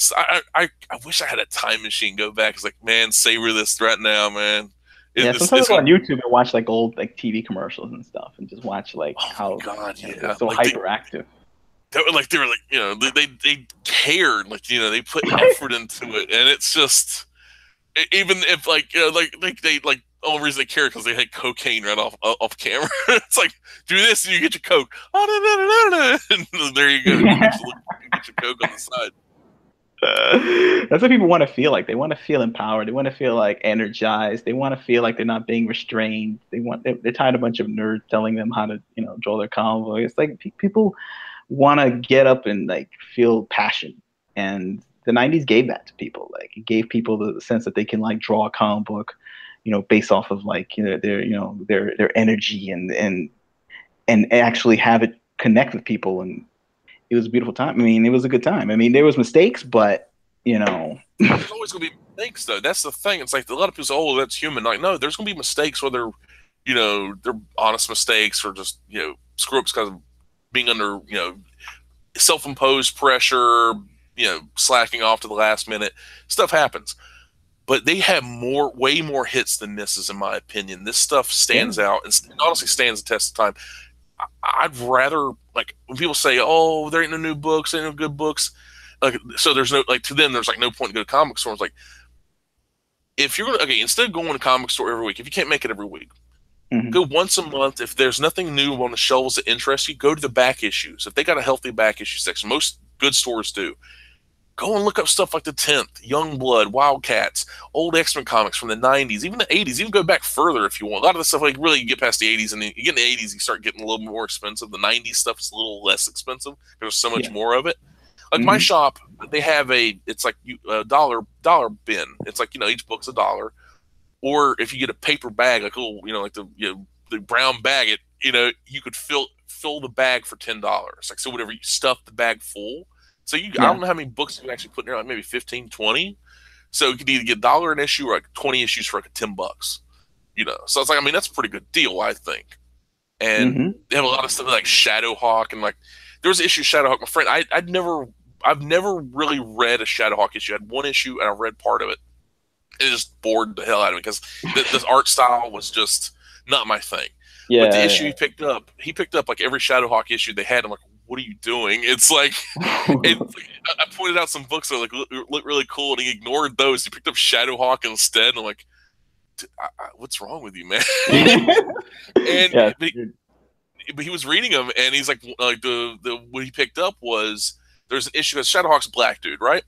So it's like people think like, oh, a costume looks very much like Wolverine. Well, in the comic, there's a guy who's like he's kind of copycat, kind of like hero. He's like kind of doing what Shadowhawk's doing, going around killing people.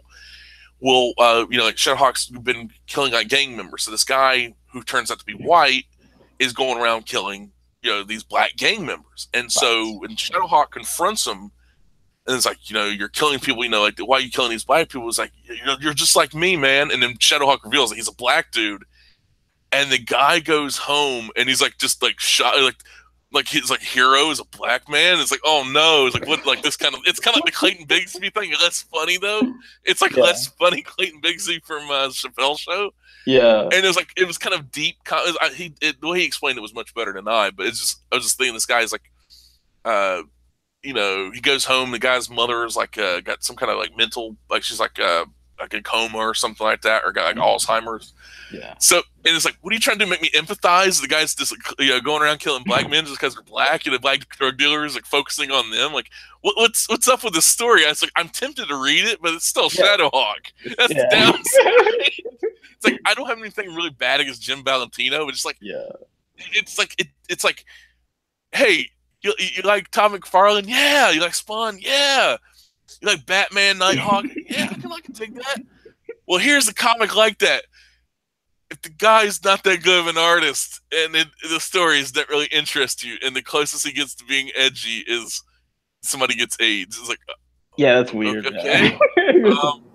Yeah, I read the wiki. Yeah, I read the wiki on that, and I was just like, "Yo, this shit is bizarre." It's like when he jumped ship with the rest of them. It's like Jim Lee, Rob Liefeld, Louis Portacio, Eric Larson, Tom McFarlane, Jim Valentino.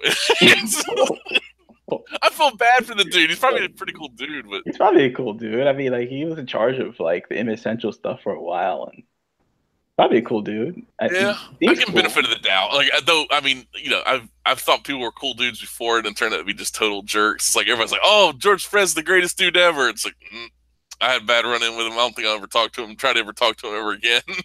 Oh, really? Oh yeah, it was he was at a convention, and instead of leave, he was done for the day. He was not going to be doing any more signing, but he was still at the convention. He moved him off to this area. I was kind of isolated, and I was walking.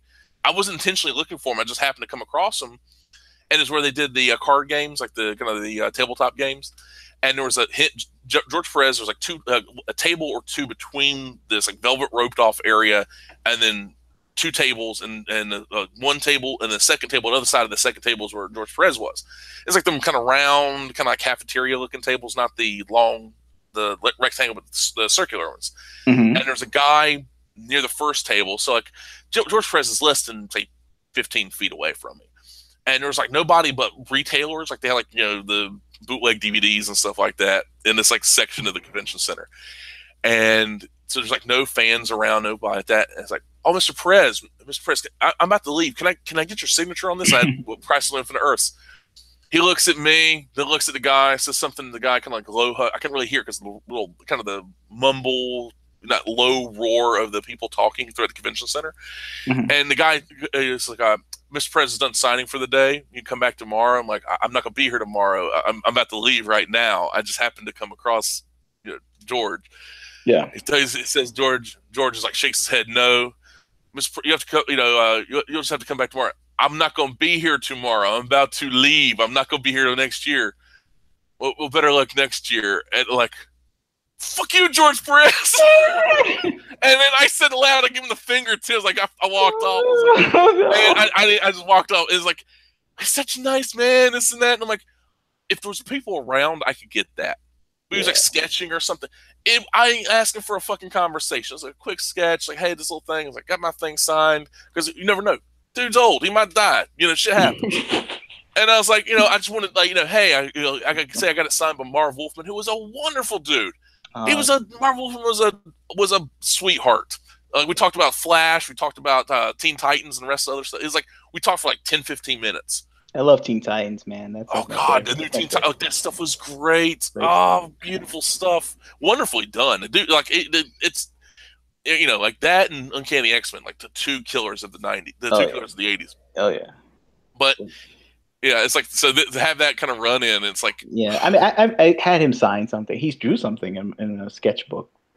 So I had a good run in with George, but but I'm sorry. No, it's fine. I mean, like I've had like the weirdest thing. He's a cool dude, but you hear nothing. But I don't meet my heroes like generally. I believe. Oh, I try not to either, because really my heroes are dead. It's like Kirby, Howard Chaykin's not dead, but he doesn't get out. He doesn't get out towards. I met Steranko back 2 years ago. Had like a 2-hour conversation with Steranko. Mm-hmm. Dude, he's a living legend. He looks like a swanky dude, man. He's got gray hair. His thing, I think it's a hairpiece.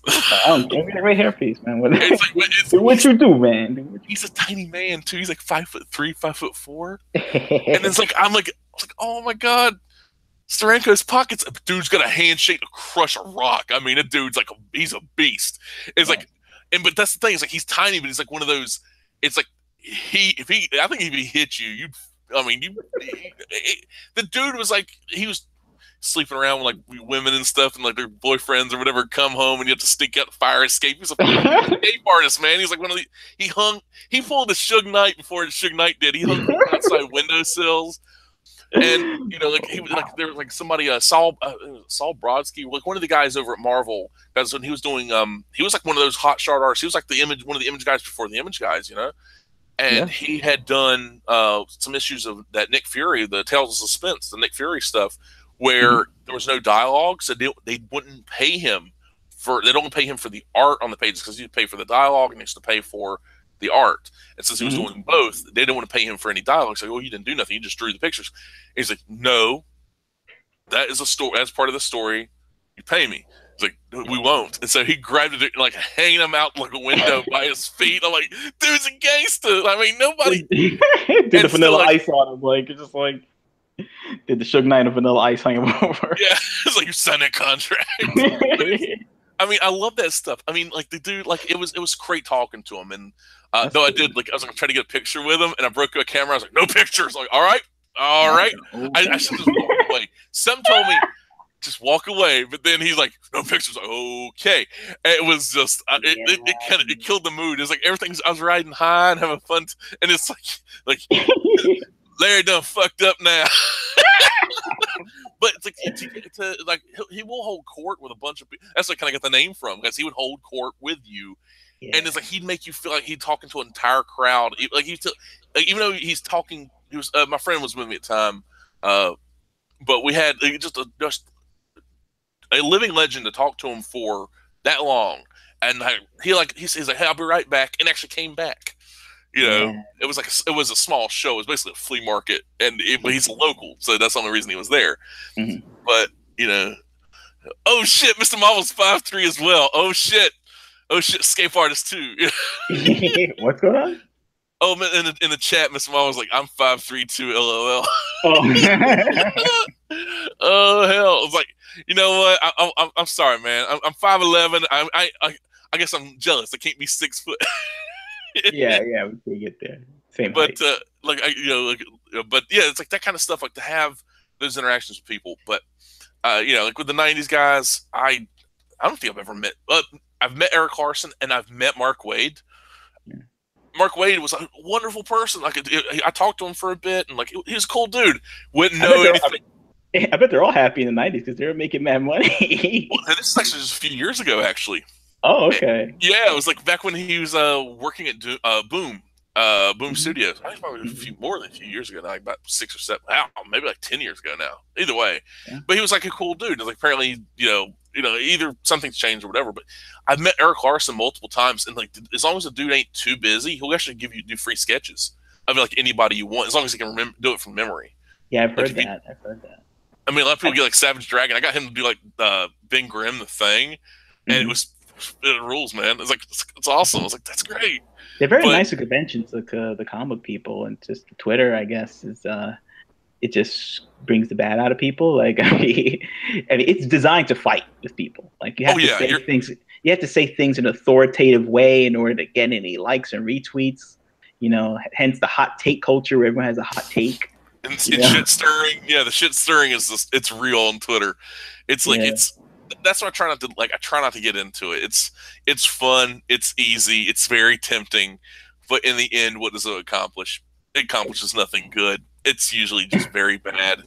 It's like I'm tired of everyone's hot. I mean, like everyone starts off their Twitter thing like saying lesson, like they're gonna teach you something, like I forget they use that phrase. What's that phrase that they usually use when they go out to teach you something, like teachable moments.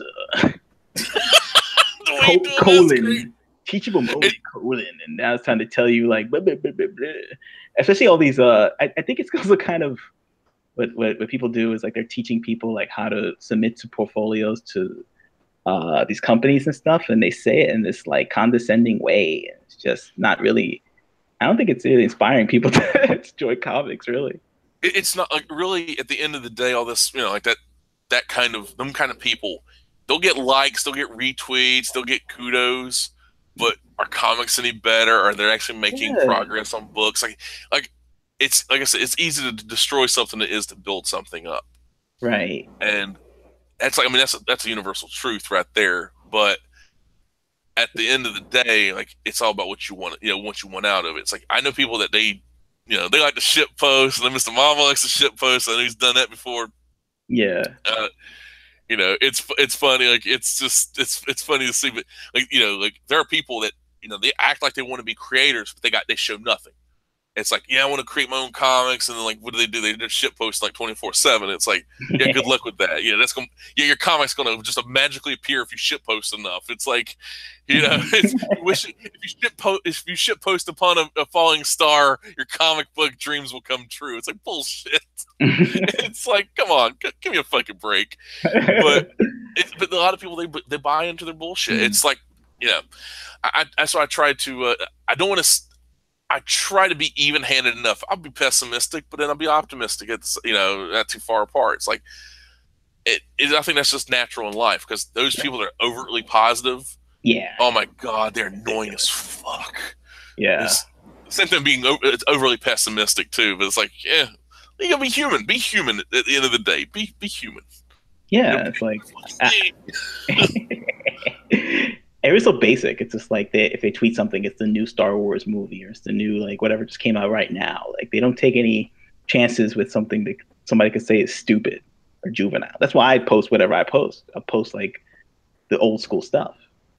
Yeah, which is like, dude, you're like a one man time machine, man. It's like bringing that stuff back. Like, oh my god, I haven't thought about this in a decade. Stuff like that. Like, but they agree. I mean, think about it. If people drew comic books based off of the stuff you were talking about, like, what was it? Like, where's the Battletoads? What are you talking about? Yeah. Yeah, Battletoads. Yeah, where's the Battletoads coming? Where's the Castlevania book? It's like these are the concepts that people should be like mimicking or like looking at or like in that vein of things like that could get attention from people. And, so when people go to the store and buy old back issues of 90s comics, like take a look at them and try to draw from them or like try to learn from it or something. Bring back your inner child. I'm not seeing the inner child. I'm seeing a bunch of bitter adults. God almighty. It's like this. They're jaded. And they're usually younger than me. They're like in their 20s. And yeah, man. It's like, and a lot of them is like, I want good comics. Okay, here's a good comic. What I'm looking for. Like, you want like your Spider-Man or X-Men books back. Yeah. Like, that's not good. You want your good X-Men comics back. You want your good Spider-Man. Don't say you want good comics. That's no, like if somebody offers you like, I want good original ideas. Here's one. Not my kind of thing. I was like, you just want your bullshit. Same old. It's like the echo chamber bullshit, but they don't want to call it an echo chamber. It's like they don't want to kind of out themselves as being very like-minded to those other people. Yeah, but like when yeah, it's just funny to see that stuff happen. It's like oh my god, it's like, if you want good books, get good books. I mean, they're out there, and they may have come out 20 years ago, 30 years ago. Those books still exist, and there's no excuse not to go pick them up. And I wish more people would go out and like rescue those books from the comic book crypt. Yeah. Get them out of them long boxes, dig them up from the dead, brush some dust off of them. They don't have to stay that way. It's like, I mean, I guarantee you, if you go in there and ask your comic books, got the comic book store, say, hey man, if you can gather up all Youngblood comics, I'll buy them from you. They'll be like, really? Okay. So they're probably excited now. They'd probably tell you go dig them for yourself. It's like, I'm not gonna touch that corpse. It's like the equivalent of comic book necrophilia. It's like inbred necrophilia. Oh, but yeah, it's just like a lot of people just they I hate. There's somebody, I can't remember who said it. I don't think it was you. Somebody else had said, "Oh, I like my comic shop because they'll like when I pick my comics up and bring them on the counter, they tell me no. They'll take that off of my stack and say, what? no, that's bad comic. You shouldn't be reading that." And it's like, I don't want my shop telling me what I can and can't read. Yeah, it's like weird. And it's like you're missing out on a sale. I'd rather go ahead and trust my instincts, pick up a book. If I like it, I like it. If I don't, I don't. I don't look to other people for their, like, I just want people to be aware of their options. It's like, at the end of the day, what I like, most people won't. It's just how it goes. I mean, I like, and I don't, they're not bad comics as far as content quality or story, or it's more perception.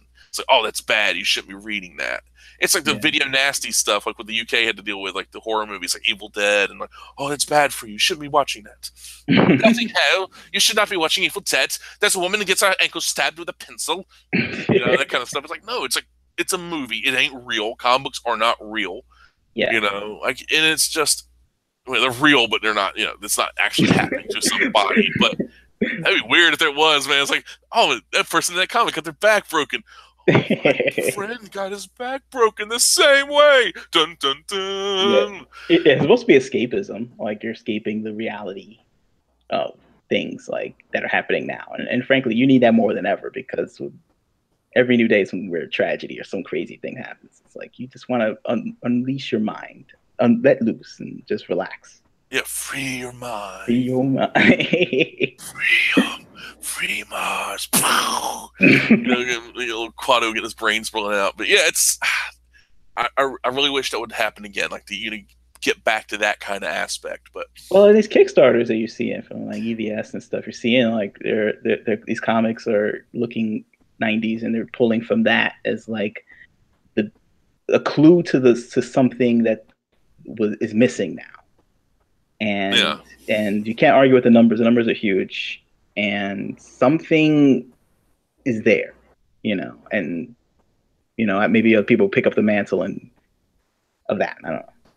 I really think that could be the case. Like you have these books, you have this opportunity with the crowdfunding, with other stuff like print on demand services and everything like that.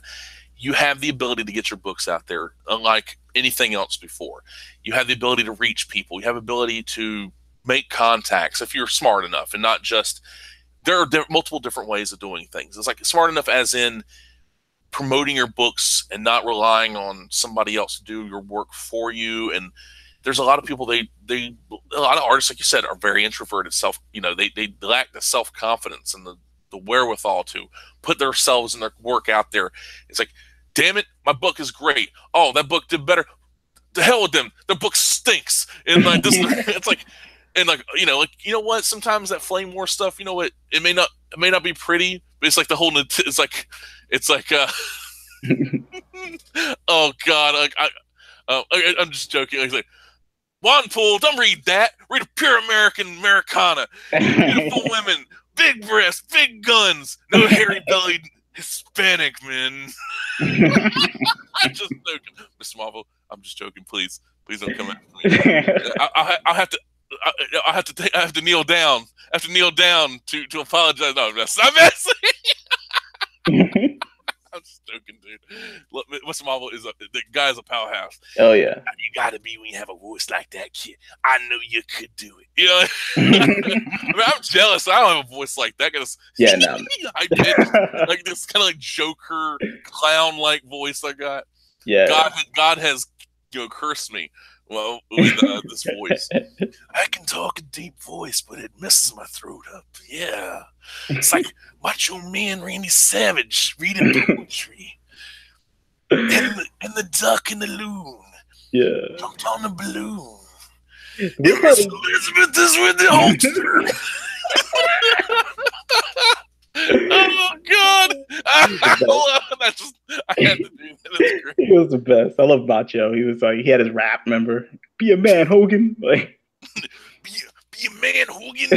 Yeah, be more man. Still stay alive. I'm wrapped around an oak tree. Oh, and yes, Mr. Mom was right. Wanpool got big breasts. Yeah, he's got some C cups on. C cups. Oh my God. Oh dear sweet Jesus. And with that, I think we'll go ahead and wrap it up, folks. Thank you for stopping by. Pretty active chat. Thank you everyone. And I have to thank Daniel, my guest. Been nothing but a honor and a pleasure to have him on yet again. Yep, always fun to be on. Good night, folks. Sleep well, drive safe. Don't let the Hulkster cut your brakes. Wait, did I say that? Bye-bye.